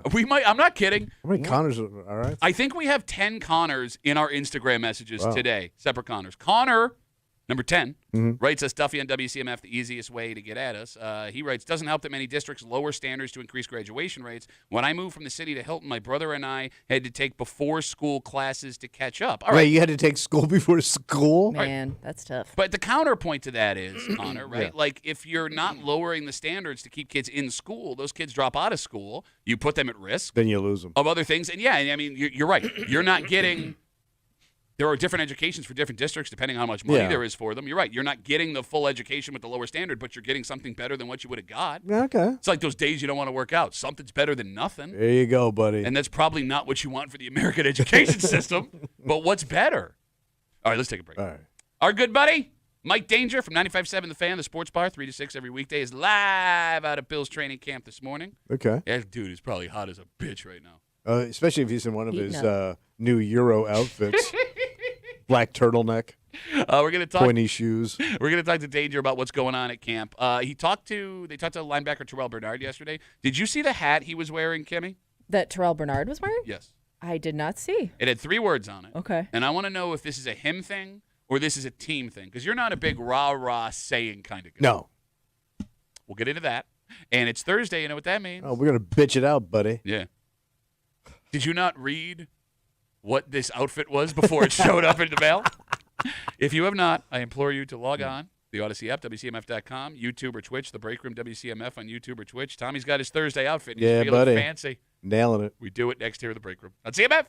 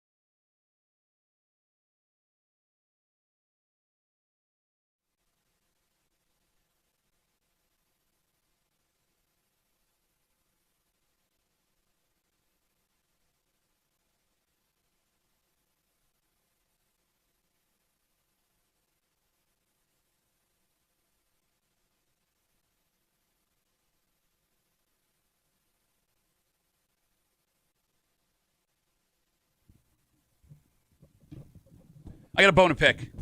I got a bone to Hey. pick with these media types like Mike Danger that are out at training camp this morning, Oh, writing what's all going on? their articles. One specific. I can't talk to you while you look like that. Why do I look? Like a jackass. Yeah, but you say that every day. No, but like this one especially, exclamation point. Kimmy said I match. You do match. Yeah, that doesn't for mean sure. you look like a matching jackass. You're hanging out in the break room, Rochester's Classic Rock 96.5, WCMF. We'll talk to our good buddy Mike Danger from 95.7 The Fan, live out at training camp in just a second. But before we get there, it is Thursday. Yeah. And two things now happen on Thursday in the break room. It used to just be Bitch Voice Theater Day. We'll get to that in a Yeah. second. But Tommy decided to christen it New Stupid Ass Outfit Day a couple years ago. If you have not, I beg you to log on to the live stream, The Break Room WCMF on YouTube and Twitch. You can get it on the Odyssey app and at WCMF.com. You have a new fancy outfit this morning. Kimmy, could you describe to the audience what he is Well, wearing? I can describe it with a question. What horse do you have money on at the track later? But those guys are cool. So you are wearing a matching color and pattern zip-up collared shirt and short set. It's almost like a mini tracksuit. Yeah. Sure. You are wearing hush puppy loafers with a heel and Yeah. a gold buckle on the front of them. Yeah. They're slide-ons. And then Well, you're they're wearing- loafers. Yeah. That's slide-ons like I'm wearing clogs. Do you have laces on them? No. How did you put your feet in them? I put them in daintily. Sliding? Slipping. Slid your little you toesies in there. I'm sorry. Slip-on sounds so much better. Yeah. And then you're wearing a hat Yeah. that makes you look like you're going to go collect sugarcane in a little while. What is this outfit even called? Like, when you order it online, what does it describe? Like, It's just casual. Oh, it's called Vacation Ken. Bro, you have been getting lit up all well, day. that's not what I wanted. I wanted everybody to like me. No, it's so funny. Like, you try and come in here like you're doing, like, hey, guys, I'm in on the joke, too. But you're not. You think this looks good. Well, I do wear it around the house. Like, when we have cocktails tonight, I'll put this on. Why would you do that? It's comfortable. You change for cocktail hour at your house. Yeah, you don't. But you don't have cocktails at your house. If you want to hurt someone in this room, I don't know what kind of insult. Well, I don't know. that You is. just throw bananas at your husband. Hey, I said I liked your outfit. if you want to hurt someone in this room, you can't call them short or stupid or say they look like they're going to ask Babe Ruth a question in the media room. You got to really hurt someone. Something along Oh, the I'm lines of- Pat Duffy. I don't want to shame anybody for not being able to read or write. I'm so cool. I never point out anybody's vocabulary flubs or if they stumble over a word while they're reading something that's very important because I am just a not pointing stuff out little bit. Look, I get knowing you as long as I've known you. If they just handed you a description of it in words, you would not have known how stupid this outfit looks. But you definitely saw a picture before you bought it. Yeah. We take all your bitch voices, hat included or not. Run it back for you. We call Bitch Voice Theater. Happens now on CMF. And now, Bitch Voice Theater, featuring Thomas Muley, accompanied by Patrick Duffy. Oh, I'm Pat Duffy. Look at me. I bought my second new car in my lifetime. Nobody else in the Duffy family ever did it, so I'm going to stand here and take my little picture because I'm just a little Honda car bitch. You know, I that because it turns out, oh, my name is Mark, and I'm a scared of bigger, scarier men that are hitting up my girlfriend, and I play it off like I'm a tough guy, but now I'm a skinny-ass, weak-ass little bitch, so I got, like, tough guy voice, but I won't do anything about it because I'm a scared-ass, bitch-ass bitch. My son is now an executive chef, so he has the experience. Because I'm sure if a woman you even had a crush on, My name is Duffy. My wife looks garbage man, and I'm getting all upset about it. I'm going to find a new garbage company. That's actually exactly what's happening. it's just describing the story. Oh, I'm Pat Duffy. I'm going to wear my little short shorts again today because I want to look prance around like a little sissy boy or a little L.A. Laker girl because I want to be a little short sissy boy. They started selling shorts. I've spent a lot of time in New England in my life, and Ooh, it's always I'm a been New sort of the Englander. look there. I'm a chowder So eater every goddamn day. Oh, no, I need a step stool next to my chair to climb into my actual chair because I'm a short-ass, sensitive I ass love this stool. bitch-ass bitch. And that was Bitch Voice Theater on WCMF. Speaking of vacation outfits, Yeah, what's going on? joining us live from St. John Fisher University, second day of Buffalo Bills training camp, brought to you by East Wind Leisure, Chile Ave and Ridge Road Webster, Maddie's Motorsports with locations in Dansville, Spencerport, and Farmington, and We the Hobby, 23 Arlington Street, WeTheHobby.com. Our good buddy from the Sports Bar with Danger Battaglia. It's on weekdays 3 to 6. The Fan, Rochester, 95.7 The Fan. Please welcome, with open arms, Mike Danger. Danger, how are you, buddy? Danger, you there? Nope. Do we have Danger? Hey. Oh, I'm sorry, buddy. That's Kimmy's fault. Kimmy is screwing everything That up is over my here. bad. I had to Kimmy change blew the it. board. Boo, Kimmy. All right, Danger, first of all, are you well hydrated with the 145-degree weather you're going to have to deal with today? Congratulations on being the 50th person this morning to ask me if I'm going to be well hydrated for the heat today. Look, yes. He's already cranky. That's how hot it is. He is we are already going to cranky. we are going to be just fine. Yes. We encourage everybody coming out to drink their water. All right, I got a bone to pick with you, Danger. Great. And it's not just you. It's everybody out at training camp right now. Because, Tommy, yesterday is the first day of Bills camp. Yeah. And obviously everyone's excited. So after camp is over yesterday, I get up from my nap and I open up all the apps. I want to read about what's going on. And after the first day of camp, an hour and 45-minute practice, I am reading multiple arrow up, arrow down, who did great, who hurt themselves. Day one? Yes, at practice. Danger. People know that what you saw yesterday, although it's exciting they're back, doesn't mean anything, right? It doesn't mean anything, but plays are plays. And when you see a rookie like Max Harrison make a play late in practice, I think that's encouraging. You know, you're trying to get these guys that are new to the team to build confidence, and you want the guys that are familiar with the team to get the reps that they need to be ready to go for the regular season. So, you know, it's funny. You watch it, and they're not in pads yet, so there's not a lot of hitting going on, obviously. It is like a glorified flag football game when you're watching them play because there's no contact. But there are still plays being made on the field, so it's encouraging to see that. So what gets more reaction, though? When somebody really F's up or really does something spectacular day one?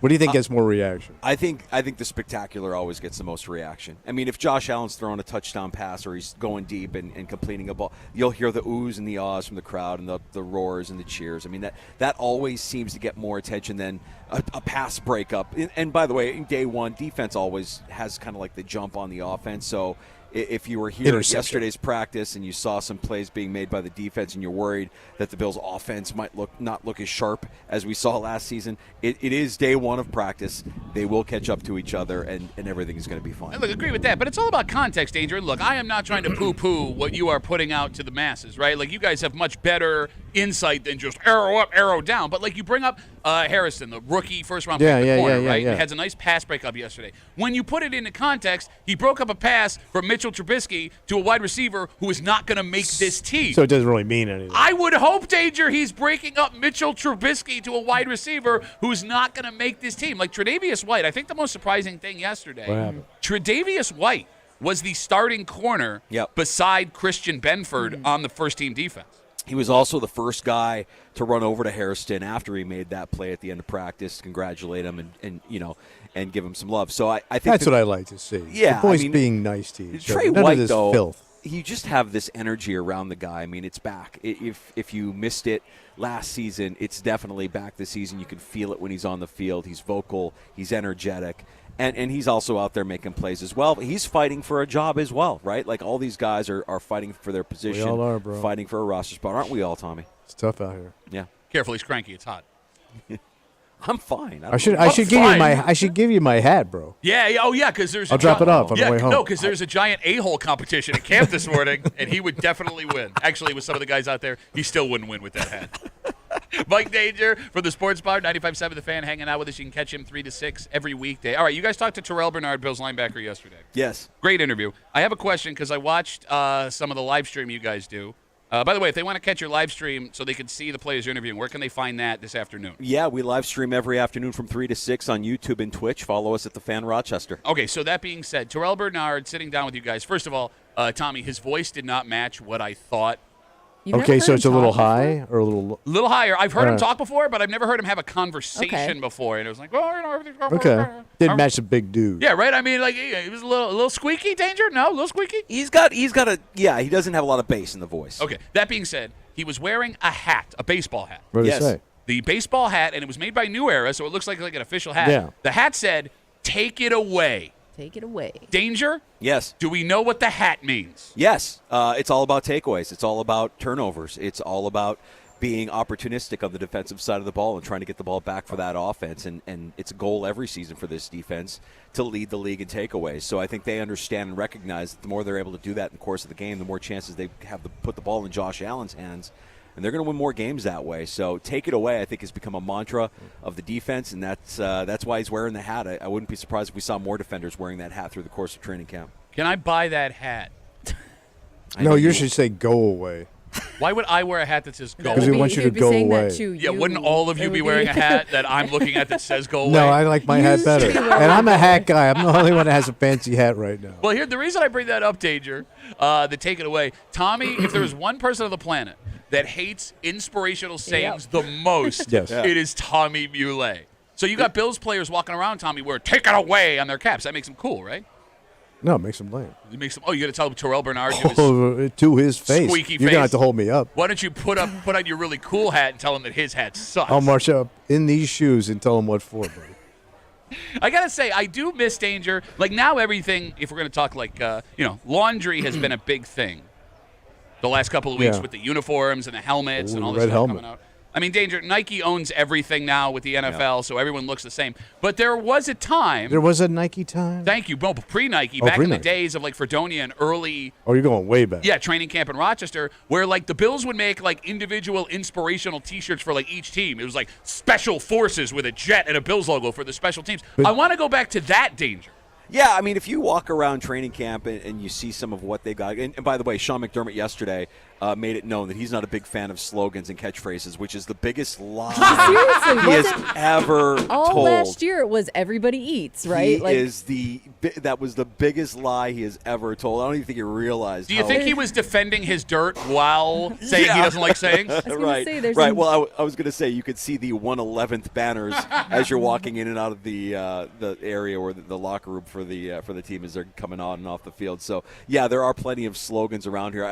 I think 111th has been the last couple of seasons. There was one banner one year. I want to say it said "Do More" or something. I don't know. Yeah, there's no shortage of platitudes around training camp. I mean, it's all good advice. Yeah. Oh, sure. I mean, it's like they always say, take care of the little things. The big things take care of themselves. Be brilliant at the basics. I just think you got to take it one day at a time, Pat. You know, iron That was a sharpens great iron, show. and that they're just taking it one day at a time. Well, the world don't move to the beat of just one drum. What might be right for you, May not be right for some. we got different Different strokes. strokes. We got Different different strokes. strokes. Okay. It's funny you bring up the iron sharpens iron, Danger.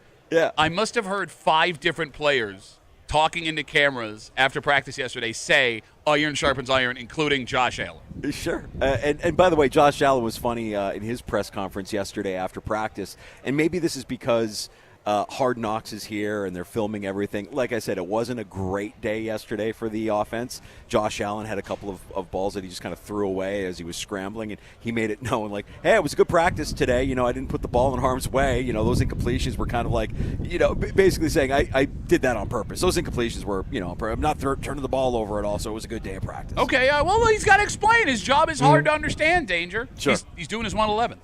That's right. He's doing his 111. Mike Danger from 95.7 The Fan, the sports bar. You can catch him every weekday, 3 to 6.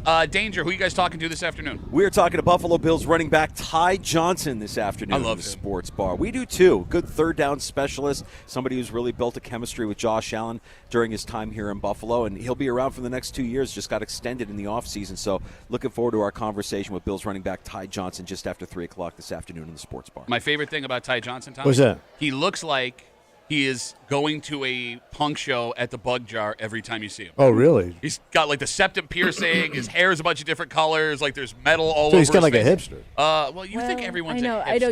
Your idea of a hipster is there's a wide range. Put it that way. Yeah, Yeah, but you say bug jar, that's the hipster. All right, he looks like, for people of a certain age, the lead singer of Prodigy. Ooh. Not familiar. Wait, one of the guys. I'm from your Prodigy- fast daughter. You're pretty fast daughter. That guy. You were saying, Danger. I'm sorry. I was going to say, one of the guys from Prodigy has like a mohawk. He doesn't have that, but he is colorful. You're right. So does he play with piercings? You said? There are a lot of guys that play with piercings. I haven't seen him play with the septum piercing, though. Will you ask him, Danger? Ask him Well, about you his can nose. flip Because that that up. sounds dangerous. Well, Zeke Elliott, I think, played with the septum Yeah. piercing. You're right. He looked Yeah. like a bull. Yeah. I think it's more common than you think. That sounds like they shouldn't let you do that. Okay. What That's are like you? having metal lodged in your face. That's exactly Yeah. what that And you're is. going to run That's into what it this is. guy. Look at you narc. Shut up. Knock it off.